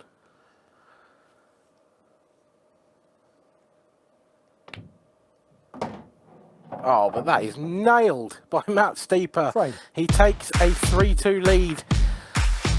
Well. It looked like he'd got it all wrong again, Mark, but he came up with a big shot at a crucial moment. Yeah, he'll be pleased to see that double going because I'm not sure where that mistake would have took him. He just overrun it once again. But he's 3-2 ahead. We are going to see all 6 frames for the first time tonight. You've got to say, Matt's probably quite a heavy favourite now, isn't he? Yeah, it's going to be his break as well. But he's not had the prettiest of tables to go at, has he, when he's broken off. Steep with the break. So he'll just be Nearly hoping 3 for a frames to ball. 2. Try and get some control. Time running.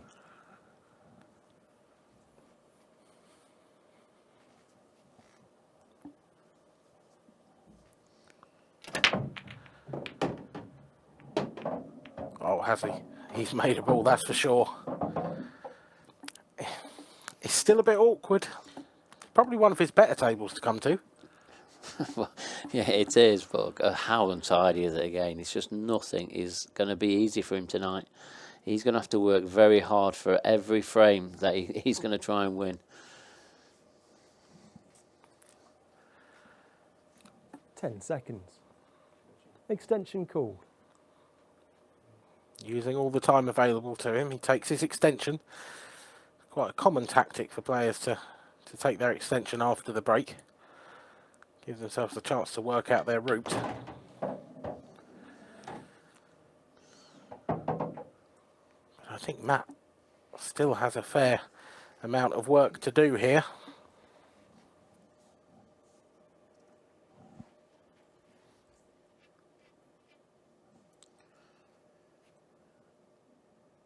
Yeah, these are far from easy. He's making these doubles look easy. That's one fact. He's certainly found his range with those, isn't he? And actually, that's a little bit ominous for... Well, he's got just the one match left, hasn't he, Matt Steeper? But Jake Dillanula, if he's watching this, he'll know not to leave him a double. But maybe you can just leave him the straight pot. That is poor, if we're honest.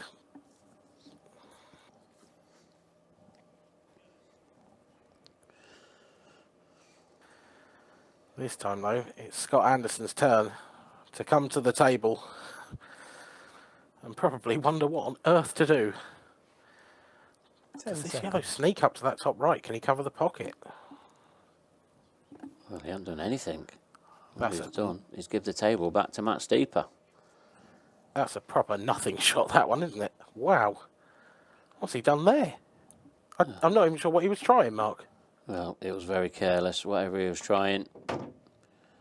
And Matt Steeper, he's going to be trying to take these out. And the way Matt's played that shot there suggests to me that that yellow might have gone up to the top right, that Scott just pushed onto the rail. He's overdone this.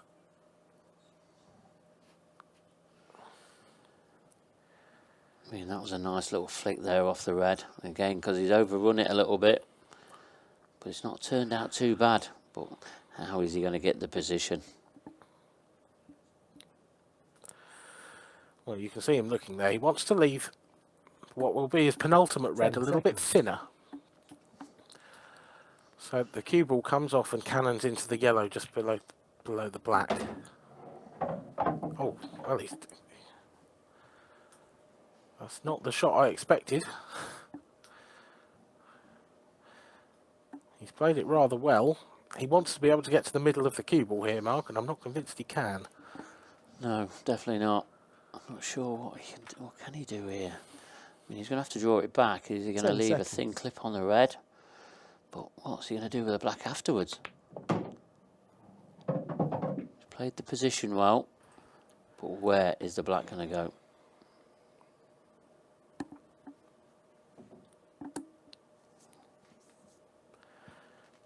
Wow. Surely the only place it goes is the left centre, unless he can move something. But how do you get there? 10 seconds.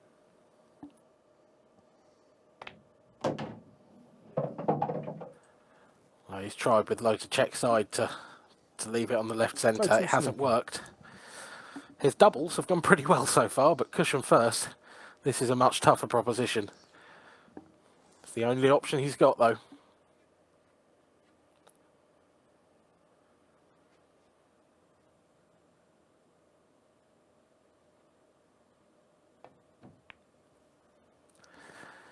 And he didn't hit that with any conviction at all.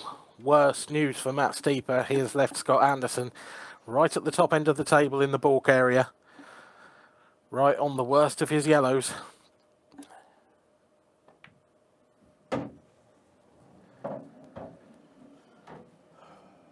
Scott's just got to work his way round now. He's not finished ideal.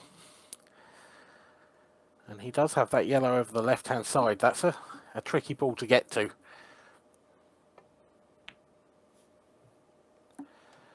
And because of that, he's played the safety. He has left Matt another chance to come cushion first, perhaps, and try and make this black. Time out. Total snooker. Time running. Matt Steeper's had 2 or 3 chances in the match to fluke one out of a snooker. 10 seconds. Will he take this one? Oh my word, what a shot that is by Matt Steeper. Cushion first, Scott Anderson gave him the chance and he took it with aplomb. That is a wonderful shot, and what a wonderful way to win your first match in this year's Champions Cup. Matt Steeper beats Scott Anderson by 4 frames to 2. That was a stunner. Yeah, well, what do we say? Scotty's going home.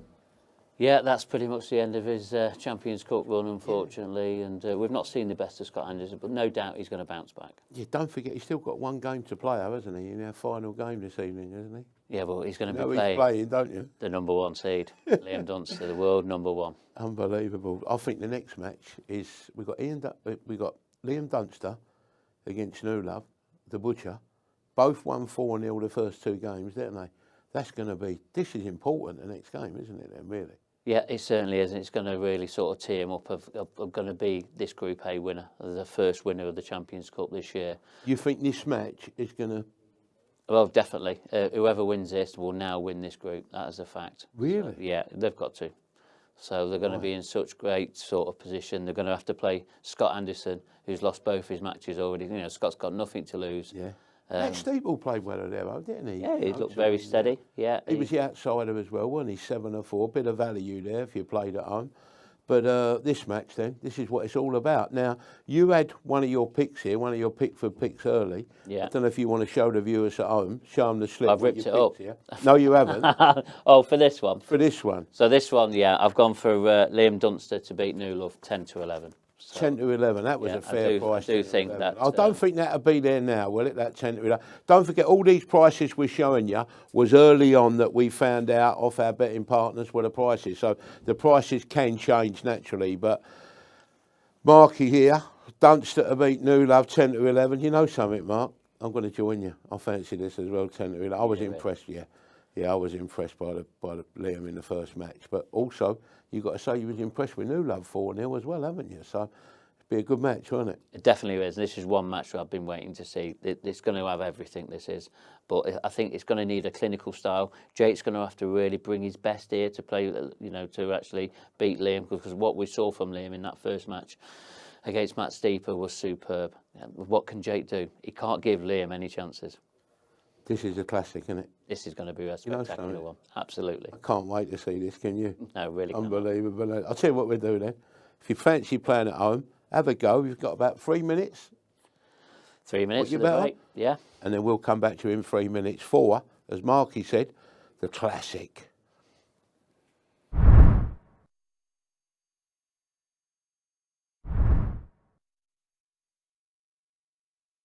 Thank you, gents. When you're ready, please lag for break. You join us just ahead of the 4th match of the night in the very first group here at the Sporty Stuff TV Champions Cup. It's Dunster v New Love. These two so far have been superb. Both of them winning their first matches 4-0. And Mark Pickworth joins me in the commentary box once again. Well, you said before the match, Mark, that this is going to be a classic. Is that still how you see it going? Yeah, absolutely. I mean, this has got, whoever wins this is going to win tonight's group. Or they're going to be in such a good position. It's going to be hard for them not to win the group. So it's going to be really important. This is going to be, well, we saw Liam. I mean, he has been sort of sat out for a while now. Can he come back and, you know, have the same sort of form that he showed in the first match? Champions Cup Group A, Match 4, best of 6 frames. First frame, Liam Dunster to break. Time running. Well, a lot is going to be decided rather, on the breaks in this match, I feel. It's Liam Dunster to get us underway.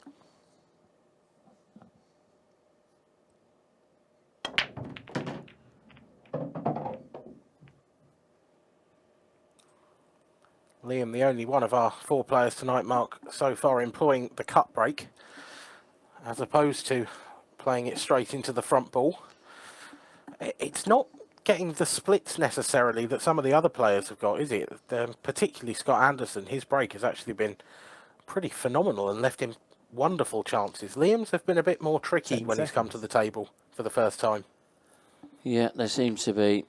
You know, the league table doesn't lie. Don't matter how good your break is sometimes. If you don't take the chances, you're going to get punished. And Scott's definitely had the chances, and he'll be kicking himself tonight. I think Liam is the one player who, when he comes to a table like this, you still feel like he's going to get 10 them, seconds. and perhaps you don't have that feeling about the other three. Certainly, the way things have gone. Well, I think Liam was trying to cover the pocket there. Hasn't worked. He's got a plant on still. Yeah, and that's a rare mistake from Liam because he normally covers them pockets really well.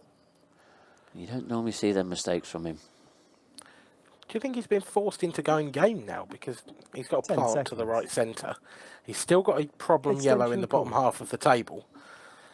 But the more balls he pots, the less opportunity he has to tie up the frame and take control of it. Yeah, he certainly has. Yeah, he's going to be forced here. And what a shot this is. Where's he pulled this from? It is superb. Oh my word, Liam Dunster. That is, well, it's magnificent. That is Played class. Class. It really is. It really is such high class from the Scotsman. I mean, if 10 seconds. if this shot goes well, all of a sudden they're all there.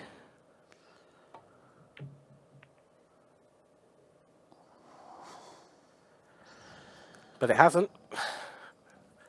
And actually, I don't think Liam will be too disappointed with that. No, he won't, because that black never came out either. He didn't really, he never got into it. The timing just sort of didn't look right, did it? But, he's in massive control now. But, what's happened there? Well, I can't believe it. You sound like you can't believe it. And Jake Newlove looks like he can't believe it. It just He makes me has wonder no if he's idea. pinched the pocket and it's just hit the jaw. And when you do it, the jaws on these at pace, they do come out.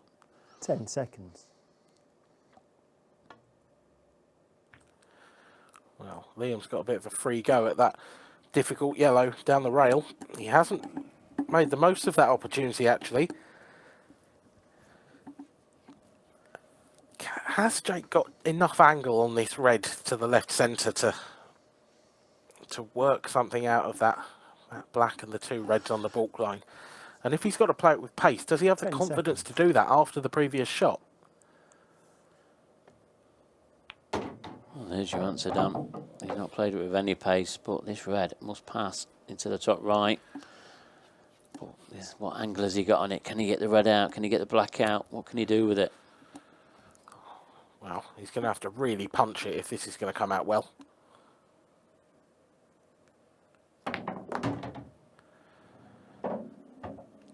He has, and it hasn't.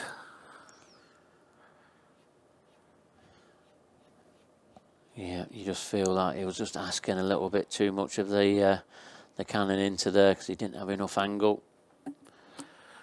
But The one thing I would say, Mark, is that Liam's left that yellow 10 seconds. so far in the heart of the pocket that there's definitely a potential for the skill shot there from Jake.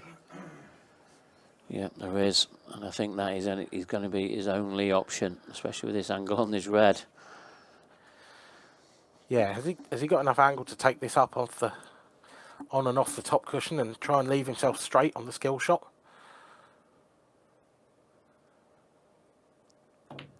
That needs to travel. Needs to travel. It hasn't travelled. Oh, I don't think he's on there.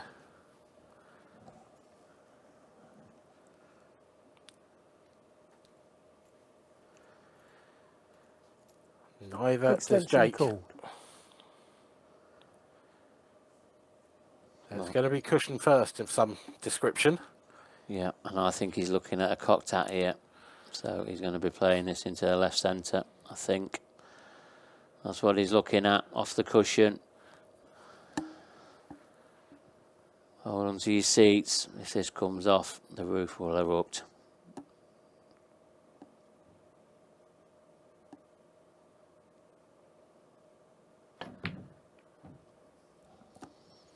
That's quite a long way wide in the end. And Jake Dillon Newlove gives up an easy opportunity to Liam Dunster. He's not missing these, is he, Mark?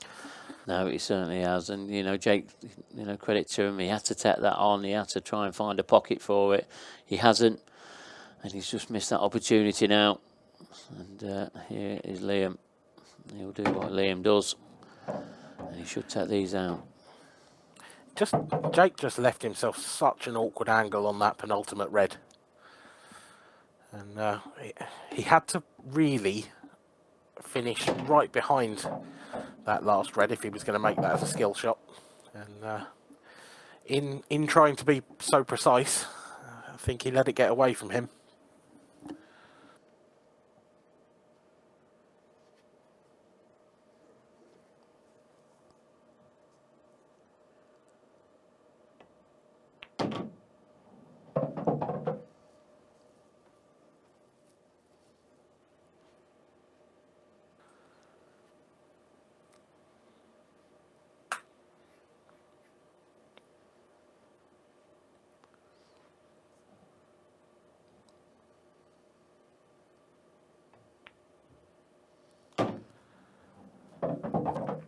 Liam going through his routine for every single shot. That is the way he plays. He is metronomic. Every single shot. Look at this. You think this is a simple black, but this could be the most difficult shot in the world, and Liam Dunster would approach it in exactly the same way. And normally with exactly the same results. And here we go again. Liam Dunster. That's 5 frames on the trot tonight now for Liam. Hasn't lost a frame yet. Jake Dillon Newlove needs to stop him somehow, and he won't do it by missing chances like that, Mark. No, he certainly won't. I mean, it weren't the easiest chances. There was always things that could go wrong. But he's finding himself 1-0 down, and that's not where you want to be when you're playing the world #1. No, you are right. It was a very tough chance for Jake. No question of that, but I think the biggest disappointment for him will be that he didn't give it a chance. He never got on that skill shot. He underhit the positional shot, and I think he'd have backed himself if he'd managed to get on the skilly. Frame 2. Jake Dillon Newlove to break. Trailing 1 frame to 0. Time running.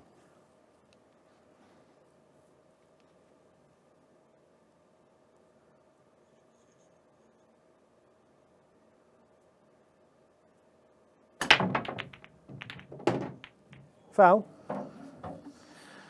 From bad to worse for Jake Newlove. He misses a chance in frame 1. 1 visit. And absolutely hammers the break. Only to see that cue ball kicked in off into that top right pocket. And Liam Dunster comes to the table with not only a chance, but a free shot to make his life even easier. 10 seconds. Yeah, it is. I mean, when the white ball goes that close to the corner, there's always a chance of it being kicked in off. And it was a little bit of a loose white. He'd have liked that to come down the middle of the table. And that has not gone right for Liam Dunster. Now, I like the idea there from Liam, because actually, if those two balls that have gone together on the side rail, the red and the yellow, had split apart, he'd have had a good chance on either colour. The problem now is that they're causing a problem for either colour set. 10 seconds.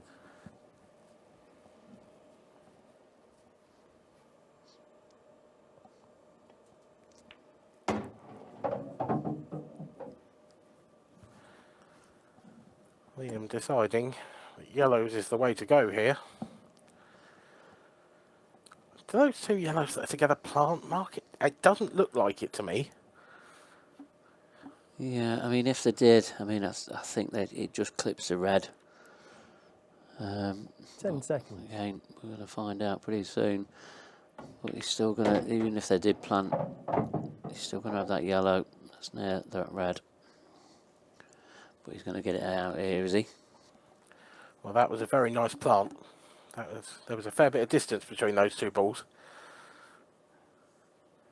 Has he got the angle now to go into the red and yellow on the side rail? And if he does, what's he going to be left on afterwards? 10 seconds.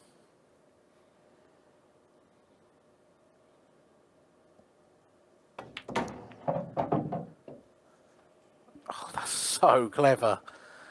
That is such a clever shot from Liam Dunster. He knows exactly what he's done there. You called it earlier, Mark. The plant went straight into the red. Therefore, if he used the plant as a development, he breaks the red out of the way. A stroke of genius from the Scotsman. Yeah, we're seeing quite a lot of that 10 tonight from him. He's coming up with all. He's like one of the best shot makers in the world now. Yeah, it's fair to say that's not what he's most well known for. But, well, when you're the world number one, you have more than one weapon in your armoury. And he is showing us the full range tonight. This is brilliant stuff from Liam Dunster so far.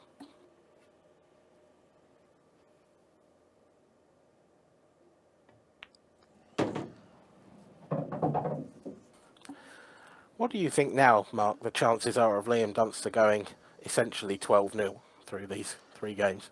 Well, I can't even think we were even talking about it. He's still got to win another 7 frames on the spin. So it's about to be 6, I suspect. Yeah, it is. I'll give you that one, Dan. But 7 on the spin, it would be berserk, wouldn't it? Be berserk. That'd be 12 on the spin. I'm just thinking about his last opponent is going to be Scott Anderson, who, let's be fair, has missed a hatful of chances tonight. Probably isn't feeling the most confident after losing 4-0 and then 4-2 in that previous game to Matt Steeper. You know, Liam gets these last couple against Jake, and I think that's more like odds on. Yeah, so that's the way that you're looking at it. Shadow and Scott's sort of confidence has been shot to bits with his first performances in both his matches. But Liam Dunster, is anybody going to stop him?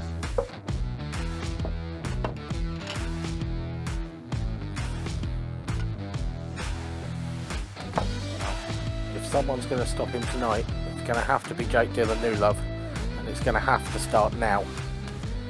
Because in order to win this match, he has got to win the last 4 frames on the bounce. Frame 3. Liam Dunster to break, leading 2 frames to 0. Time running.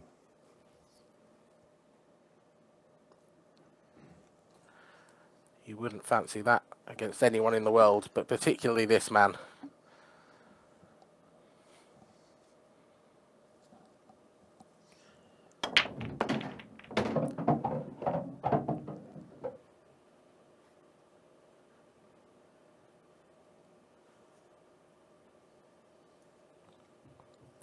That is not the worst looking table, but again, it's just a little bit messy. There's just some work to do here for Liam. The yellows look nice, apart from the 2 in the bottom half of the table closest to the left 10 rail. seconds. Extension called. I don't think the reds would have been too bad, but the one on the left-hand side on the balk line is pretty awkward. Yeah, I think yellows is definitely the right choice here. He's trying to get them out straight away. And he's only got one thing on his mind here, Liam Dunster, and that is to go 3-0 ahead. Yeah, Liam's looking so formidable. It's night and day to his... We mentioned it earlier, Mark. He was a shock first round 10 seconds. Exit in the previous Champions Cup last year, losing 7-5 to Ross Fernie. 6-5 rather. But this time around, well, he looks like the man to beat already. Yeah, he looks in great form. And he wants that title back. He lost it last year. He wants it back. He's going to take some beating. But there is a lot of good players left in this yet. And it's Jake Newlove. Is he still in this competition? Can he beat Liam Dunster? I mean, at the moment, you can't beat him if you're not on the table.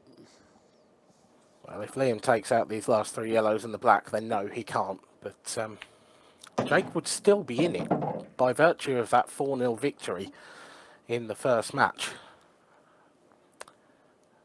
We've spoken about the format a little bit, but it's not over, is it? Even if you lose a match in this format, there is still potentially everything to play for. 10 seconds. And of course, if these two draw, then that brings up a whole host of interesting possibilities. So Jake's perfectly capable of reeling off 3 in a row.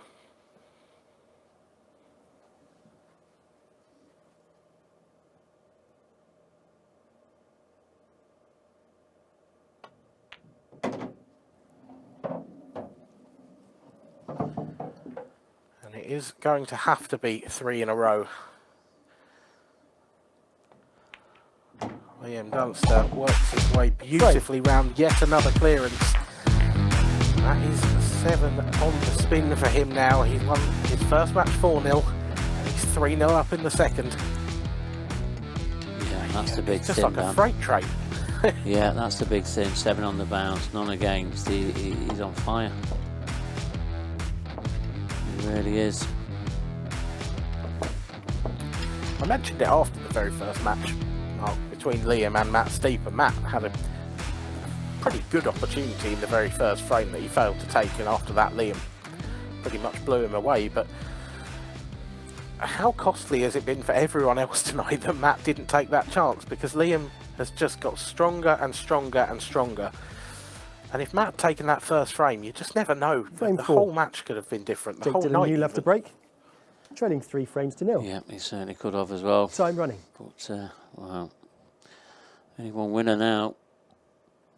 Surely there is. Well, there's only one potential winner, but we still do have the potential of the draw. And if Jake Newlove is going to realise that potential, then it needs to start now. That is a quality break.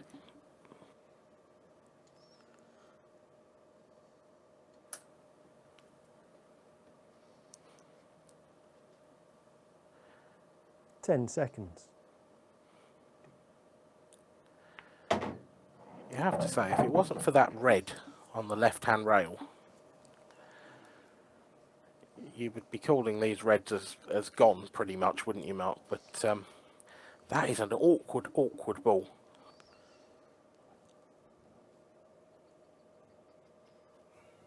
Yeah, it is. I mean, what's he going to do to get on it? Going to be his last ball then if he's coming down this way. Don't think he had any choice at all. And this plant's not quite there yet. This is missable.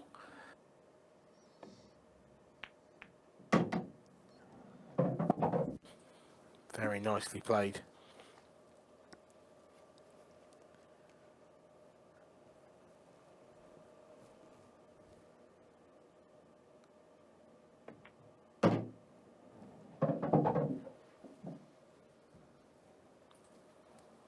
I would argue he's just finished the wrong side of that red as well.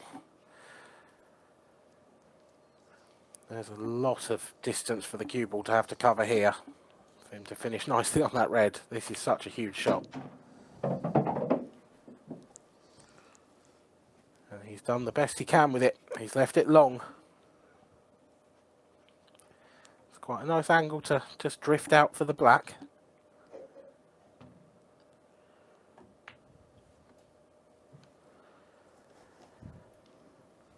But it doesn't matter if you drift out for the black if you miss the pot by quite that much of a margin.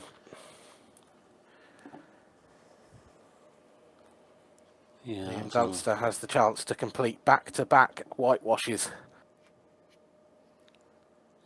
Extension called. Yeah, that was a long way off there for Jake Dillon Newlove.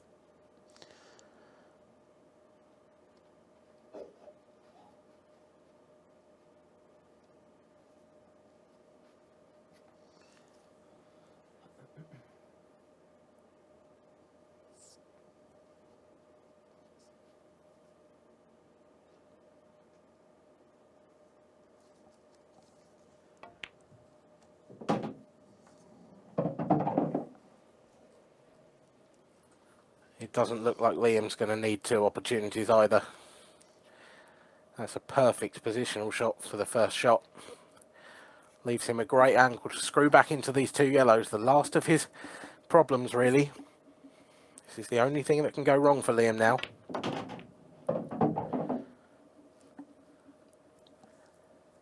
And it has. That's not perfect by any stretch of the imagination. How close is he to the yellow? It looks like he's finished right on top of that. I don't know if he can cut that back. If he can't, does he have a cut back to the left centre? Does he have an easy place to hide the cue ball?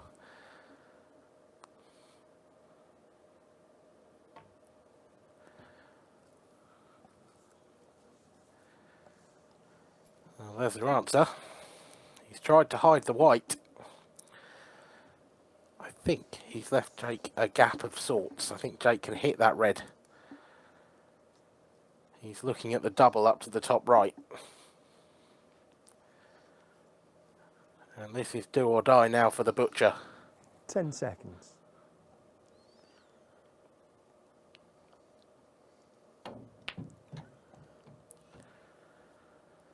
Oh, has he fluked it? He hasn't fluked it, surely. Oh, my word. It was so close, and then it ended up knocking the cue ball in.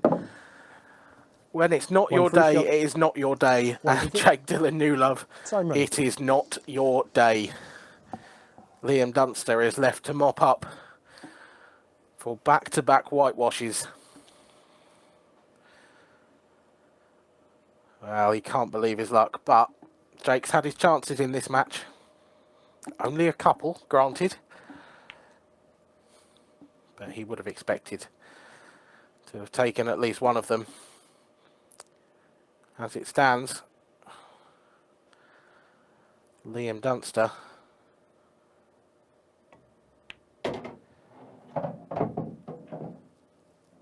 is going to guarantee himself winning this first group of the 2022 Sporty Stuff TV Champions Cup. And what a start to the new year this is for the Duster.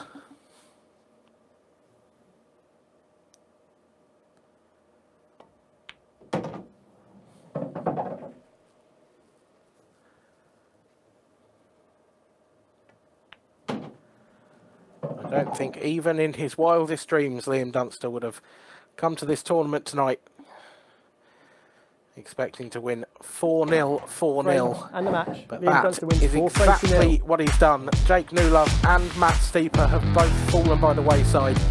It falls to Scott Anderson to see if he can take a frame off the Duster. It's another fabulous performance from the Scotsman.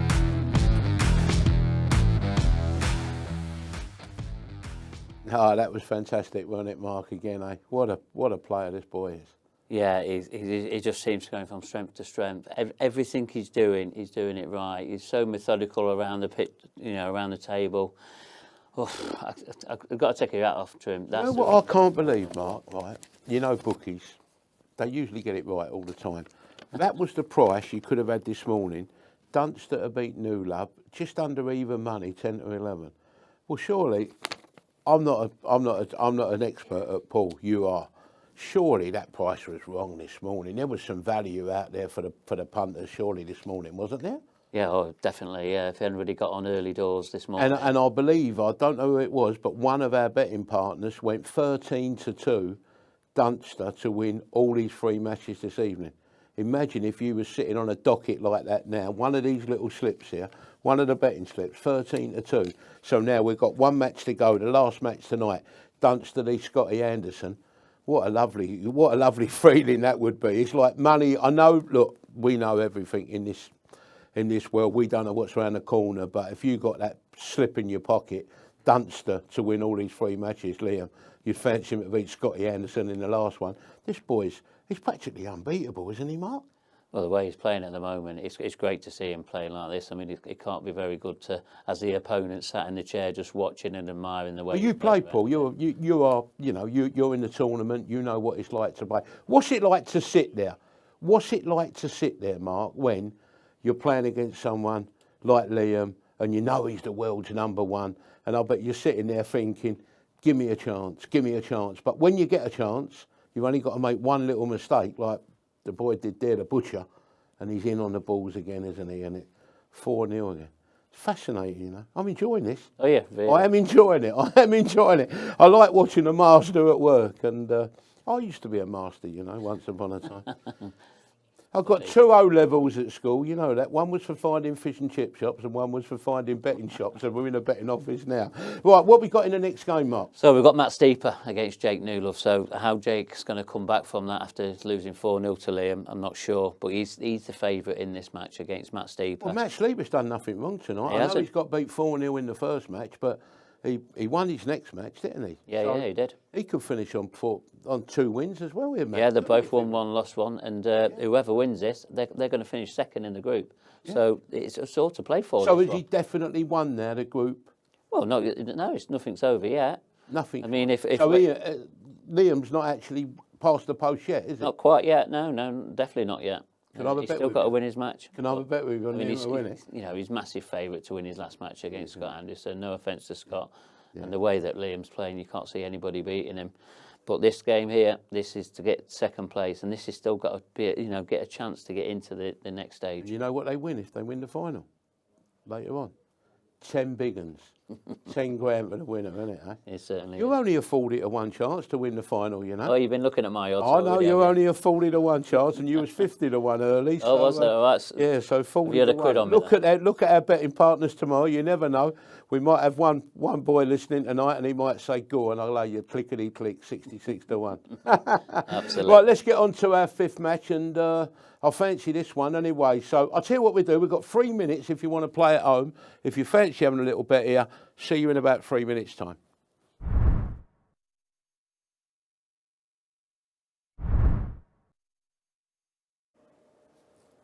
Thank you, gents. When you're ready, please lag for break. Welcome back to the 5th of our matches here tonight on Sporty Stuff TV. It's the IPA Champions Cup, and it's Matt Steeper up against Jake Newlove. Matt Steeper wins the leg. Fair to state that Matt didn't have much of the early going against Liam Dunster. Lost his first match 4-0, but he did come roaring back against Scott Anderson in his second by 4 frames to 2. Jake, the other way round, won his first 4-0 and then was beaten 4-0 in our previous match by Liam Dunster. Mark Pickworth is again with me in the commentary box. Do you think that Jake's had time to get over that last match, Mark? Well, how do you get over it? I think that's the question, isn't it? And taking another 4-0 drubbing is going to be hard to take. But they've both been beaten 4-0 here by Liam Dunster. So they've both got one win under the belt as well by beating Scott. But who is going to win this? Because whoever wins this has got a good chance of finishing in second place. I would argue that this is Group A, match 5, best of 6 frames. First frame, Matt Steeper to break. Time running. In my opinion, at least, that this is the tightest match of the night. This is the amateur number 4 in Jake Newlove up against the amateur number 8 in Matt Steeper. Very little has separated them all season, and I think this is probably your best bet for the draw. Well, you've said it there, haven't you? But yeah, I suppose the way the matches have gone on tonight, then yeah, you probably could look at this would be the draw. But you wouldn't have predicted that at the very start. 10 No, seconds. perhaps not. Extension call. Into the first frame we go then, and it's Matt Steeper with the first chance at the table. And, well, we've said it all night long, haven't we, Mark? Matt Steeper comes to the table. It's messy. It does not look very, very nice at all. No, this is always a problem, isn't there, for when Matt's at the table. And he's having to try and figure out, he's having to work hard for his frames.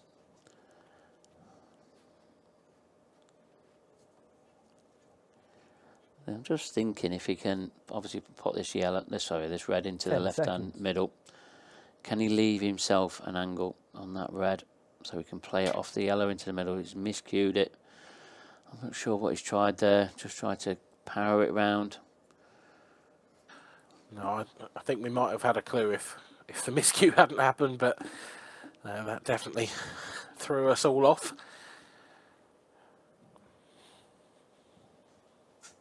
Just looking very suspiciously at that tip. Hope he hasn't damaged it. Extension called. We've all been there, haven't we, Mark? Yeah, we've all taken like, little chunks out of our tips, etc. And hopefully not too much damage. Of course, there will be no time for any running repairs. This is the last match of the evening for both of these players.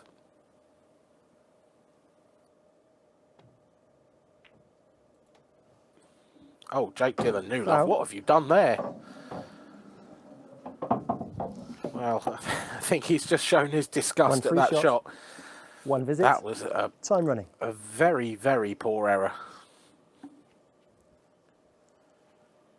Yeah, very careless. And well, we've seen a few careless sort of shots from Jake tonight, but we don't normally see him when he's on the tour and that. So what can Matt line up here to make life easier? He's got a free shot to open everything up.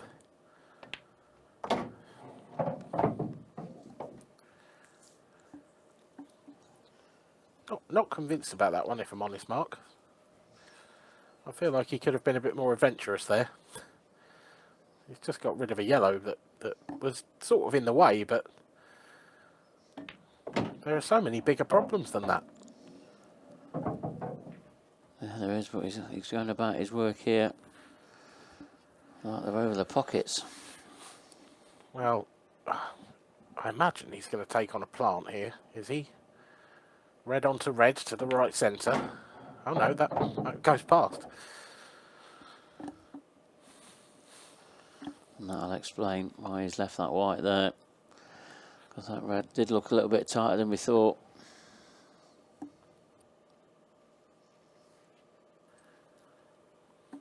So you can see his pattern starting to emerge. The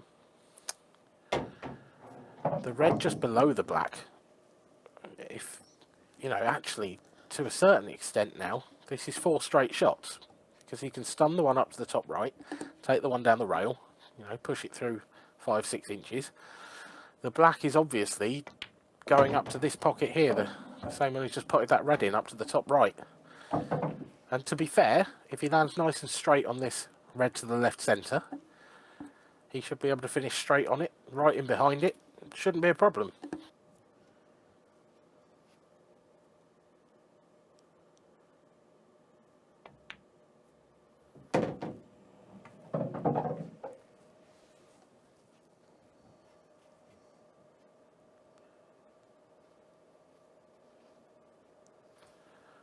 I imagine, Mark, he'd like to be a fraction further off the cushion with this shot. He's kind of got to top the cue ball through a little bit. He's going to be leaving a bit more angle on the black. 10 seconds. If he's not careful, he could make this missable. Yeah. And obviously, when you're on the cushion, you're going to get a little bit more pace on the ball. And that's what's happened. He's overrun that by, good 6 inches. Yeah, I think he'd love to have been able to run into that yellow to the right, but he couldn't. Now this is a huge shot. Oh, he's nailed that. That's a wonderful shot from Matt Steeper. Not the first time in this tournament tonight that he has taken on a tough black and got his rewards. He leads by 1 frame to 0. Jake Dillon Newlove needs to get out of his slump. Yeah, lost 5 frames on the spin now, Jake. It's just about, I mean, Matt looked really good there, the way he went around his clearance there. Everything was in position, apart from the black, but what a pot that was. Yeah, really did pull that one out of the fire. Piles the pressure on Jake Dillon Newlove.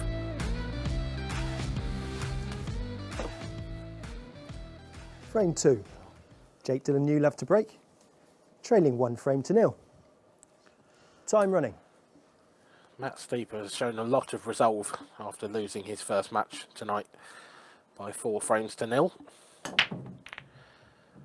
It's Jake's turn now to show that same kind of steel. We know he's got it in the locker. We've seen it before on the IPA. Former amateur champion. He is a wonderful player.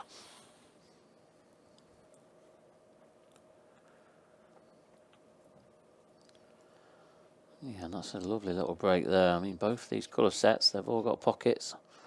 10 seconds.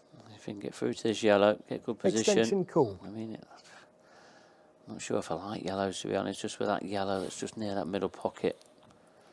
I think if the red went past the yellow, he'd definitely take that, but I'm just not convinced that it does.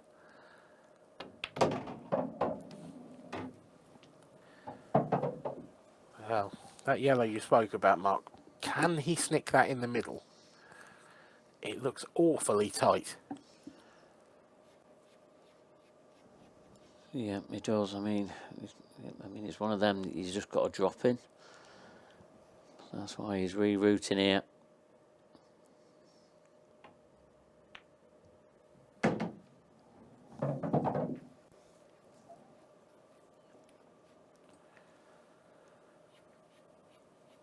That's a nicely controlled shot. I think his problem pool is still that yellow over on the left-hand side, though, Mark. If he leaves that till last, how do you get on the black? It's so awkward. Well, he's going to need to leave himself the right angle so he can get onto this right-hand side of the table.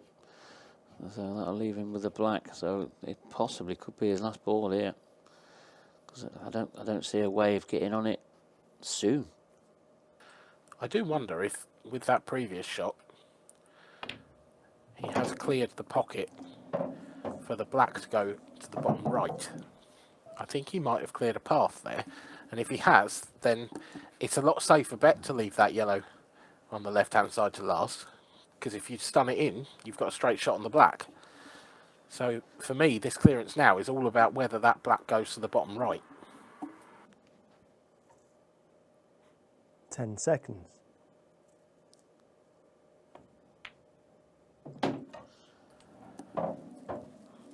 Well, perhaps it doesn't, or perhaps Jake just sees the game a different way.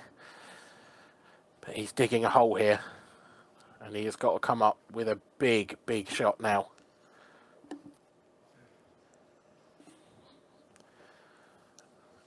That's just a pop. This is a tough shot. 10 Position seconds. as well. Very high tariff.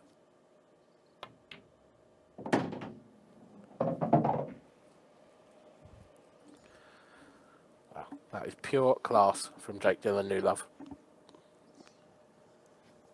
Yeah, that was a lovely shot. I mean, he didn't play to hit the jaw, but he, just below the jaw, he's only just missed it by a whisker.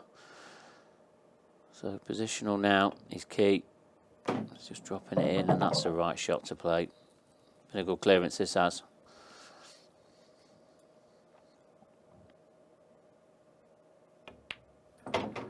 A very, very good clearance from Jake Newlove. He stops the rot.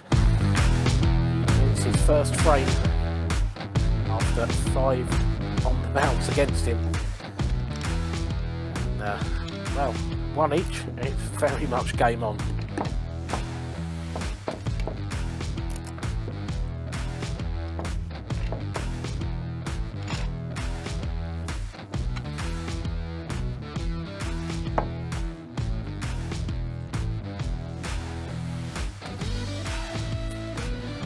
How can Matt Steeper respond to that? Brilliant clearance from Jake Dillon Newlove. Frame 3. Matt Steeper to break. Scores are tied, 1 frame all. Time running. Matt's break hasn't been all that friendly so far tonight. Of course, whoever wins this match will guarantee themselves second place in this group. They've both won 1, lost 1. Reset the shot clock, please. So it's very much all to play for.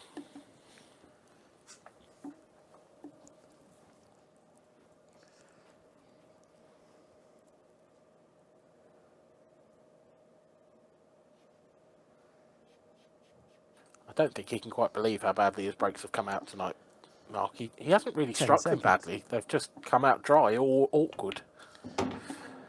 Yeah, they have, and I think if he ever watches this night's of action back, he'll have nightmares. I don't think he'll be watching the first match, that's for sure. Since then, he might do. He might. Might depend on the result of this one as to whether he gets on Sky Plus tomorrow. 10 seconds.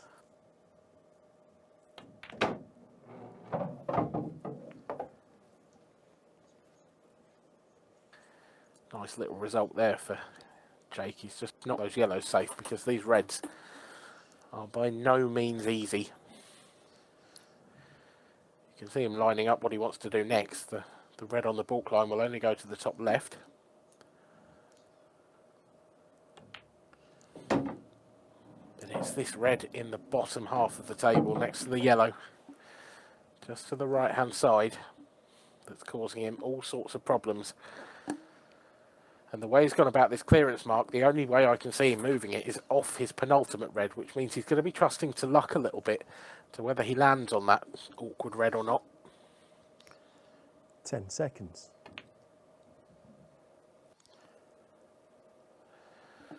But he's got to get there first.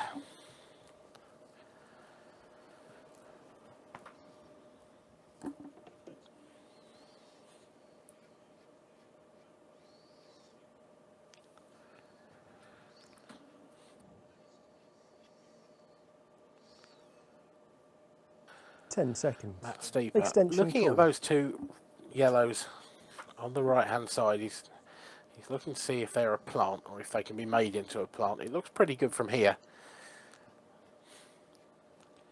Yeah, I don't think that's the problem. There's the other two yellows on this left hand side. Yeah, I think this is a straightforward plant, I think. Yes, it is. Of course, he's still got a problem as well, hasn't he, with the red that we were talking about as Jake's problem pool. Well, that's a problem because of the yellow, but Matt's yellow is also a problem because of Jake's red. I don't think he could get the potting angle on that. 10 seconds. Well, this looks to be a very attacking shot.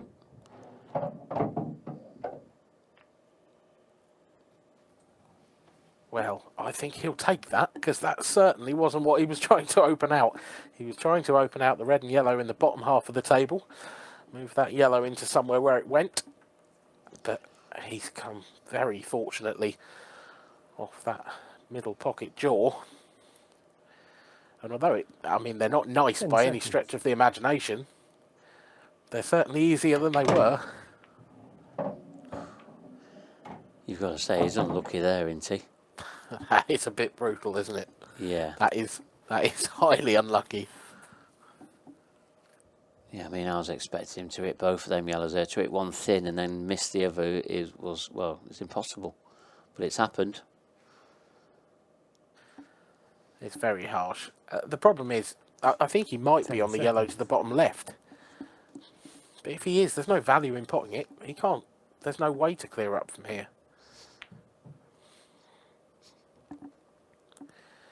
I think that's an attempt at a double.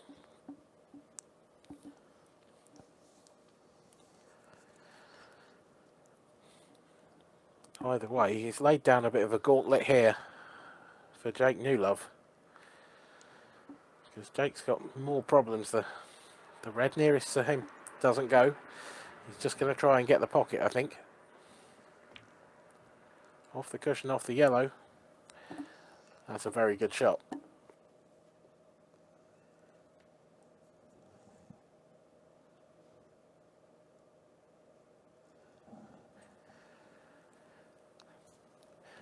I guess, Mark, this frame's all about containment now for Matt. Jake's in a huge amount of control. And in a way, Matt's just got to try and stop Jake getting an easy way to get that difficult red out.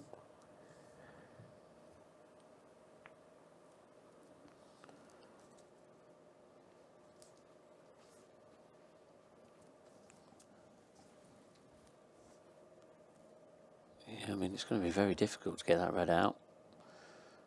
I mean, he can hit it out. I mean, is that what he's going to do? And just... Try and leave Matt absolutely nothing, just hampered on top of this yellow, is he? Yeah. That's a really, really clever shot. It's, I think that's the sort of shot that a lot of players wouldn't see, Mark. The sort of shot that, you know, because it doesn't really look like that much of a safety at very first glance. But 10 my seconds. word, he's put Matt in all sorts of trouble here.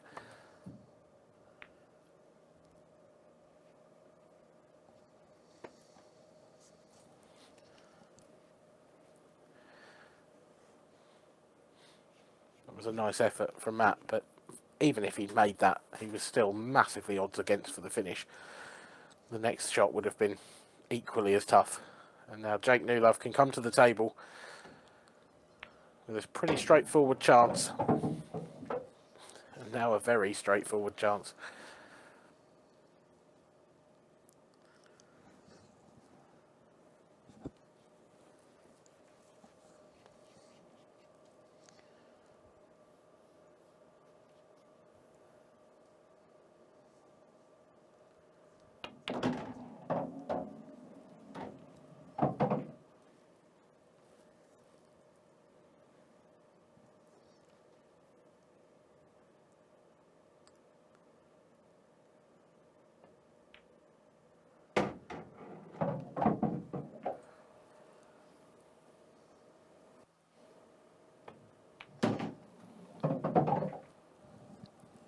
Easy done by the butcher. Jake Newlove with just this simple black. In it goes to take a 2-frame-to-1 lead over Matt Steeper. This is the battle for second place in Group A. Liam Dunster has been exceptional and has already won the group with his first 2 matches. As we can see from the graphic there, Liam Dunster at the top of the pile. Played 2, won 2, frames won 8, frames lost 0. Obviously Scott Anderson should be at the bottom of that table. Jake Dylan Newlove and Matt Steeper are fighting it out for second place as we speak.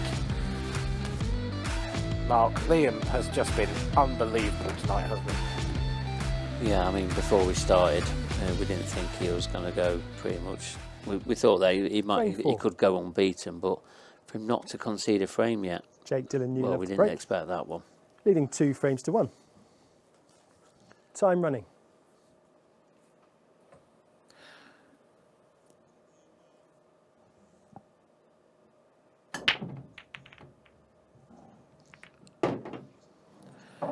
Yeah, I mean, you could make the argument that this shorter format kind of suits the upset. It suits, not to be disrespectful to Steeper, Newlove or Anderson, but it suits the lesser player because in a shorter race there's more chance of, you know, the Dunster not getting as many opportunities, not getting as many chances. But he certainly put that to bed tonight because Liam Dunster has been phenomenal. Jake Newlove at the table now, though. And with that first red sneaking in, this is a brilliant chance for 3-1. Yeah, I'm just going back to Liam Dunster. Remember the first frame he played? He should have lost that first frame. You know, when he left the yellow over the pocket and then it sort of dropped after 5 seconds, etc. Ben replaced it. And Scott should have cleared up. Sorry, it's not Scott. Matt should have cleared up.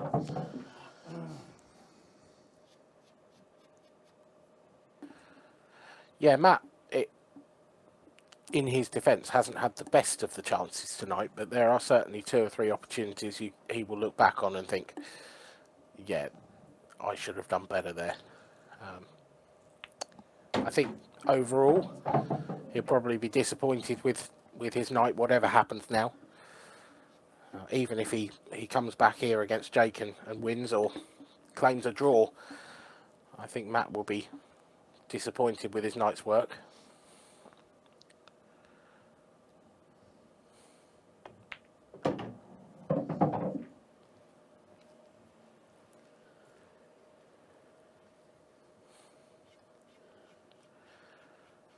Jake Newlove, though, has responded very well to falling behind early doors in this match, especially after the 4-0 crushing that Liam Dunster gave him in the match previous. This has been an impressive show of resolve from Jake.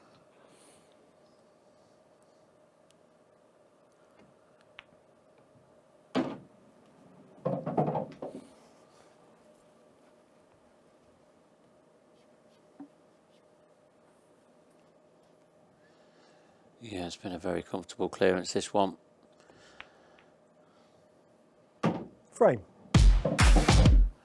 Very comfortable indeed. Jake Dylan Newlove now 3-1 up in this, well, I was going to say first to 4, but best of 6. So Matt now cannot win this game. There are 2 frames left to be played. Jake is certainly in the hot seat.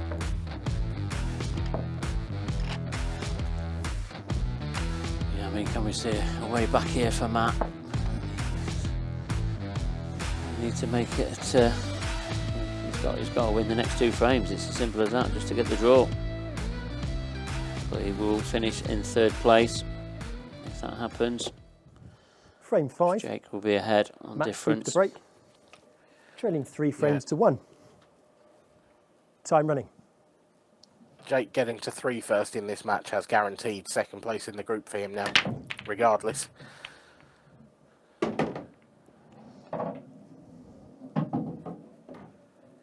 Thanks to his 4-0 victory over Scott Anderson.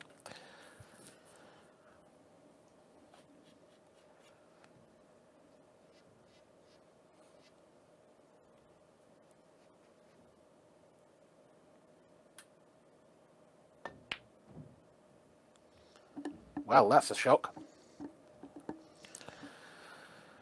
That is one of the worst shots of the night from Matt Steeper's point of view, and perhaps just a. Do you think he knows the table mark? He knows he's finished 3rd now. Do you think that's kind of a little bit of Matt throwing in the towel there with that shot? Yeah, absolutely, without a doubt. I think he knew whoever got to 3 first was guaranteed. Well, I mean, Matt wouldn't have been guaranteed 2nd, but he'd have known that Jake would have been. So yeah, no doubt that's on his mind. I think what's going to happen here, he's probably going to lose this match now. Yeah, that was a lovely little positional shot there from Jake. He just used that yellow just to eke as much movement out of the cue ball as he could. Get himself onto this red. He'd love to be a bit straighter on it. 10 but seconds. Extension called. It's not too bad, is it? He's just got to avoid that yellow. And just slow this down, this cue ball down. And I would say that is pretty much perfect.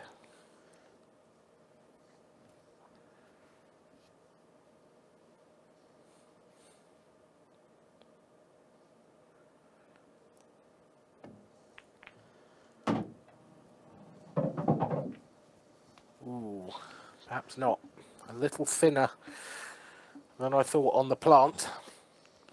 Yeah, I'm not sure if this goes. It's a very thin snip. I mean, has he got a double? I don't know. I don't know what he's got. I think he might just about be able to cut this back, but where the cue ball goes is 10 anyone's seconds. guess.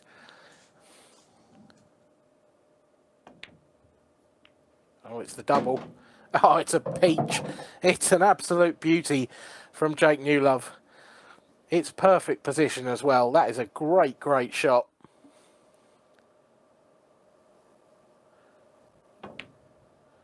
And he sends Matt Steeper home. And the match, Jake Dylan Newlove wins Jake 4 frames to 1. A 4-1 winner over Matt Steeper. An excellent performance from the Butcher. Nothing he could do to win the group now, but he's certainly given a very good account of himself in his other 2 matches. Jake Newlove 4, Matt Steeper 1.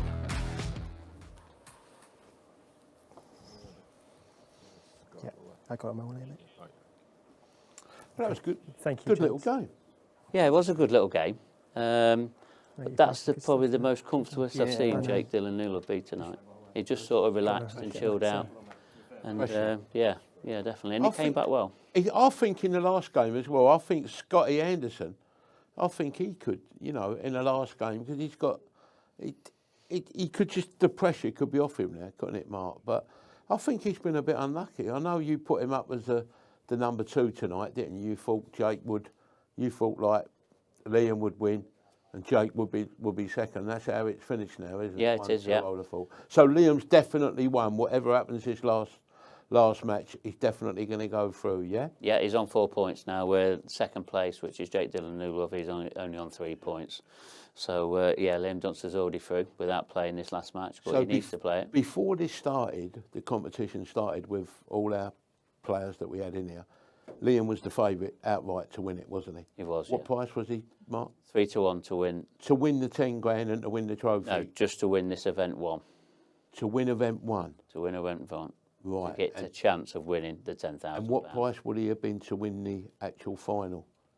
Well, that's for a bookie to sort out that one. I couldn't even. I think a few bookies. I bet, God, he must have been, what, 7-1, 8-1? He would have been as big as that, was he? Yeah, I think so. But overall, what Kevin said earlier tonight, the big names he mentioned that's in the tournament, tomorrow we've got 4 players tomorrow, and like we've got a short price favourite tomorrow, the boy from Preston.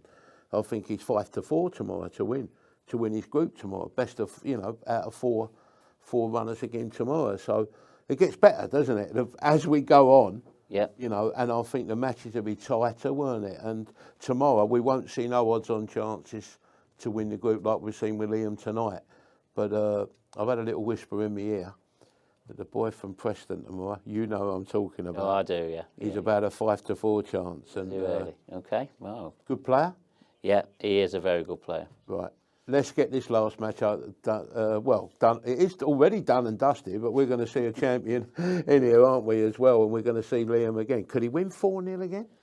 Well, there's no stopping him the way that he's played tonight. And, I mean, against Scott Anderson, I don't think he must be down, but he's got nothing to lose, Scott Anderson. He can take a frame off Liam Dunster tonight. I think he'll have the handcuffs here, Scotty boy. Yeah, and I mean, to win 12 frames and concede. Yeah, I can just see Scott. I can see Scotty maybe not even, you know, winning the match, but I can see him winning 1 or 2. I think this will be a good little match, the last one. Yeah, I do. Isn't it lovely? Late night viewing, eh? Sporty Stuff TV. And we can still have a bet. If you fancy having a go, you can still get on. I think you've got about 3 minutes now. We're going to take a break very, very shortly.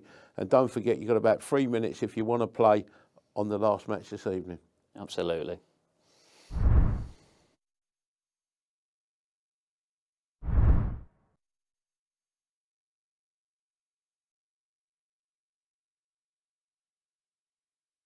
Thank you, gents. When you're ready, please lag for break. Welcome back to the final match of tonight's Group 1.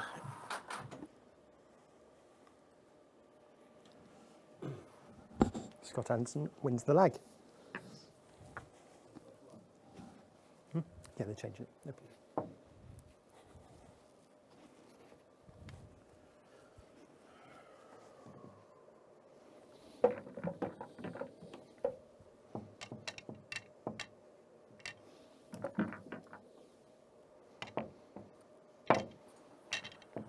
Scott Anderson up against Liam Dunster. Mark Pickworth joins me once again in the commentary box. Well, it's our final match of the night, Mark. Liam's got to be a heavy favourite, hasn't he? Yeah, he certainly has, but Scott can let his arm go here, just relax, and we're going to see the first frame that Liam Dunster's going to concede. And just remember, we've been bigging Scott up. Scott's probably had the best break of the night, to be honest, but he just hasn't taken advantage of it. Final match. Best we're of going 6 to see frames. that now. Is he going to just? He First just frame. needs to relax. Scott Anderson to break. Time running.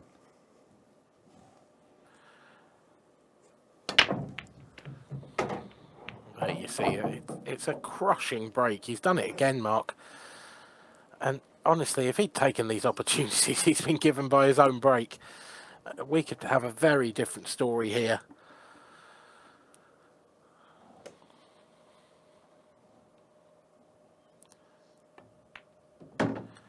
Can he take this one and finally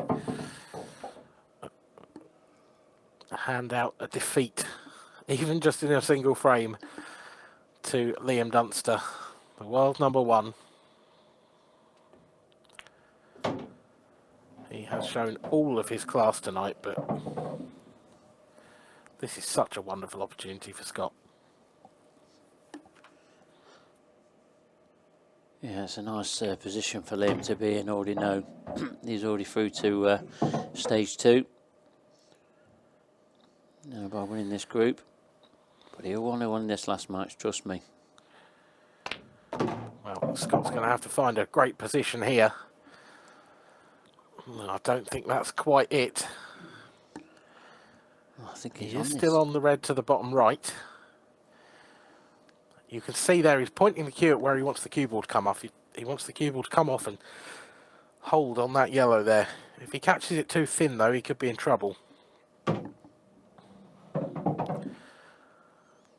Well, he was nowhere near it, but he's still got a shot. Trusting to luck, getting on the black.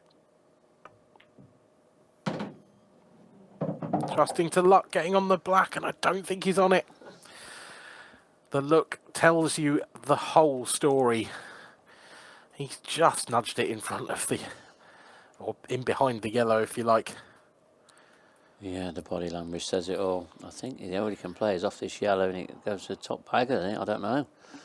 What it's eyeing up. It looks impossible. I think 10 seconds. I think you're right. I think that's the shot he's eyeing up. I'm with you. I think this is a 1 in a million, honestly. I can't see how this goes. Not at the pace he's got to play it at as well. Oh, it's close, you know. Oh, that is a phenomenal effort, you have to say. Yeah, brilliant. And, well, how's his luck? It's not great. Liam's on the yellow to the right centre if he's on nothing else.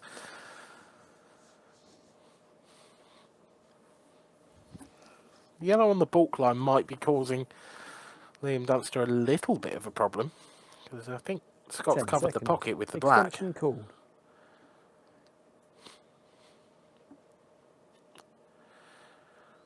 You mentioned, Mark, that Liam knows he's already through tonight. He knows that, you know, regardless of what happens in this match, he's into the next phase of the competition.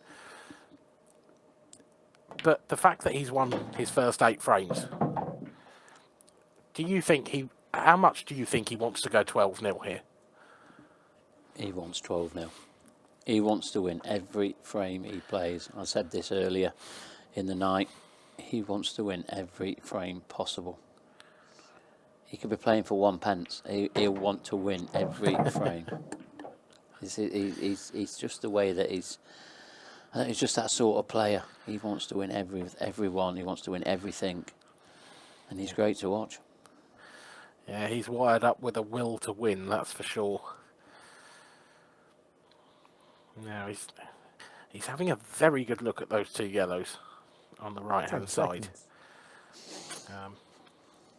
Are they a plant, or is this just a safety shot? Total snooker. Just a safety shot, so a chance for Scott Anderson. One that he may not have been expecting. Don't get me wrong, not a good chance. Yeah, can he find that gap? Chance. Wow, this is. It's more of a chance than more of a chance than he had sitting in his seat, Mark. But yeah, I'll give you that. Foul. It wasn't a good one. 1 free shot. 1 do it. Time running. And now Liam has the frame and the table at his mercy. Just got to pick his way around these 5 yellows. Does have a free shot to use if he wants. Ten seconds.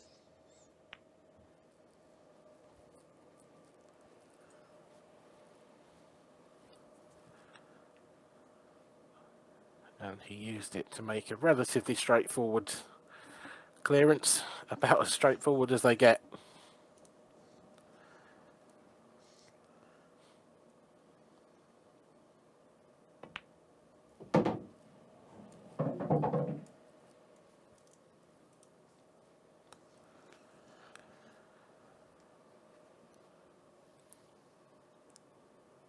Yeah, and this is sort of the area that Liam Dunster's really good at. As soon as he gets that free shot, it's just the way he got the snooker as well. It is such a tough snooker to get out of.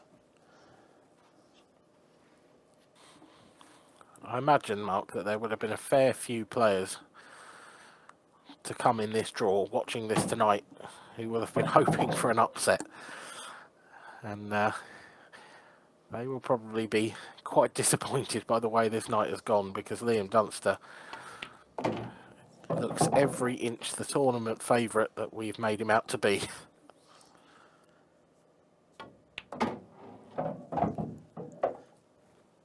Yeah, and he just keeps winning frame after frame after frame. This is 9 on the bounce.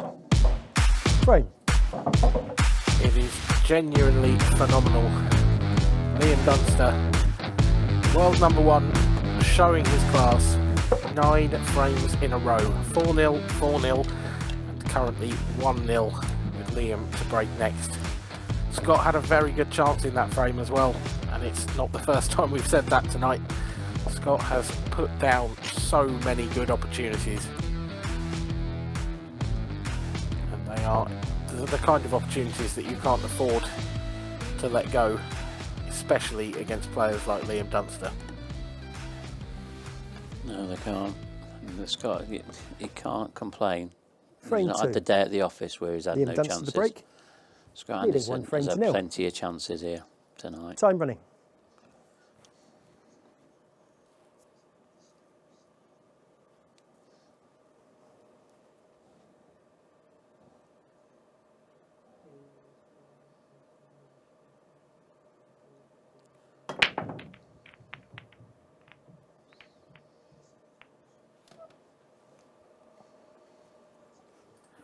And he's got another one. A dry break from Liam Dunster. He turns over the table to Scott Anderson. It's not particularly nice though, is it, Mark? What's he got to start with? I mean, a 3-ball plant on the yellows, a plant on the reds here. Oh, he's gone for the plant on the reds. That was ambitious. I like the way he played it to open out the red nearest the black as well in the same shot. It was intelligently played, but the execution wasn't quite there. No, it wasn't. And, well, look at this chance here for Liam Dunster Extension to get call. his 10th frame in a row. You can't see any other outcome here, can you? You have to say it's a struggle to see any other outcome, that is for sure. And just look at that for a positional shot from Liam. Yeah. That is just class. Yeah, he's just Pure putting it on a class. sixpence, isn't he? He really is.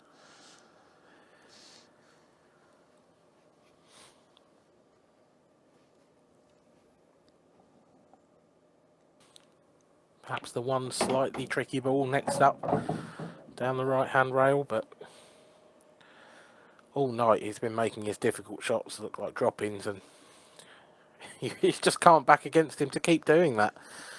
He has been a head and shoulders above the rest tonight. 10 seconds.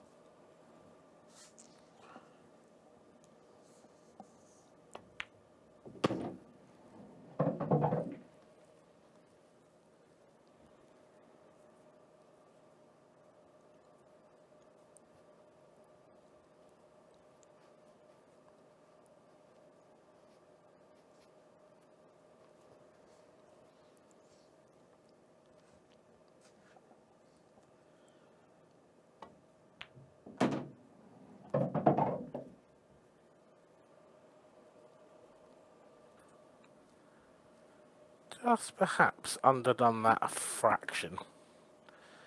He's still in decent position, but it's the first time in this clearance he hasn't had it on that sixpence you mentioned, Mark. He's just got to think about this one slightly. 10 seconds. Got to be careful. Yeah, it's like he's rerouting now. So he's going to take this into the top corner. I mean, it's obviously no problem for him. I think he looks like he's just got a slight angle on this.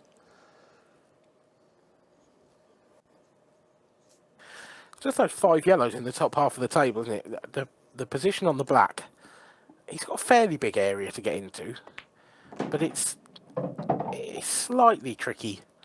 He's got to make sure he finds that window between the yellow on the balk line and the yellow just above it. Yeah, and this, the angle he's got here is going to take him over to that far cushion.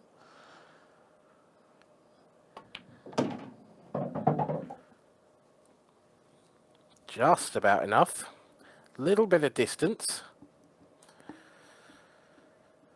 Liam's been making the game look easy all night long.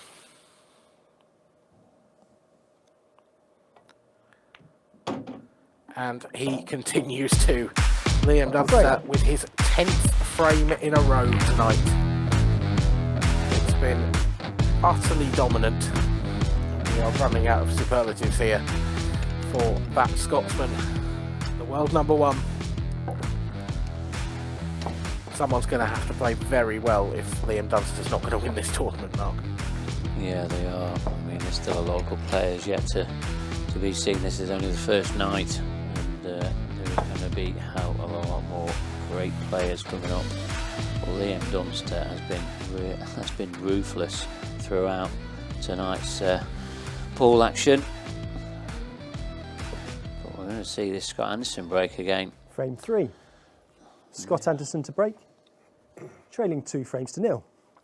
Time running. Yeah, this is the one thing that you'd say Liam Dunster could do with watching tonight, because Scott Anderson's break has been phenomenal.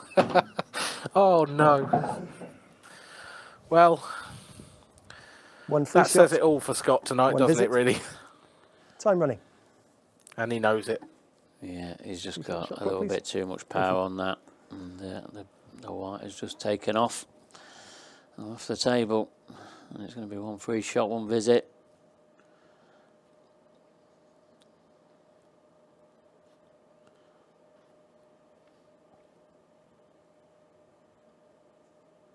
Ten seconds.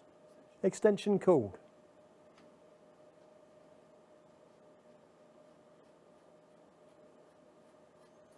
Big roll of the eyes from Scott Anderson there. I think he just wants to get home, if I'm honest, Mark. Yeah, he really cannot wait for this match to be over. So I think he's hoping that Liam clears these, and then he'll break and clear the last. 10 seconds. Do you think there's an extent to which he's sort of thinking, come on, Liam, like, you're through, just get on with it?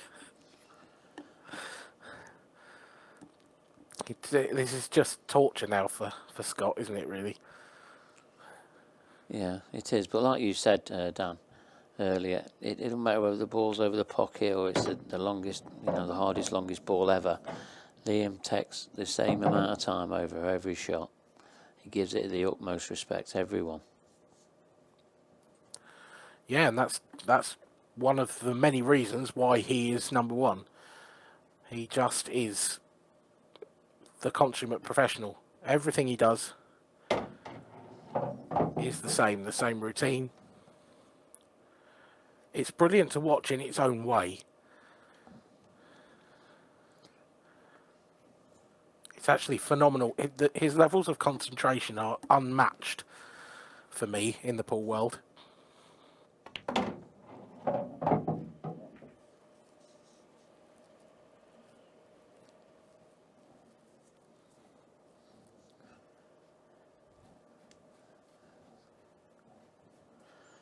You have to scrape him off the table. Yeah, you do, and even this frame. I mean, he was always going to have a good chance with a 1 free shot, 1 visit, but he's just making this look very, very easy indeed.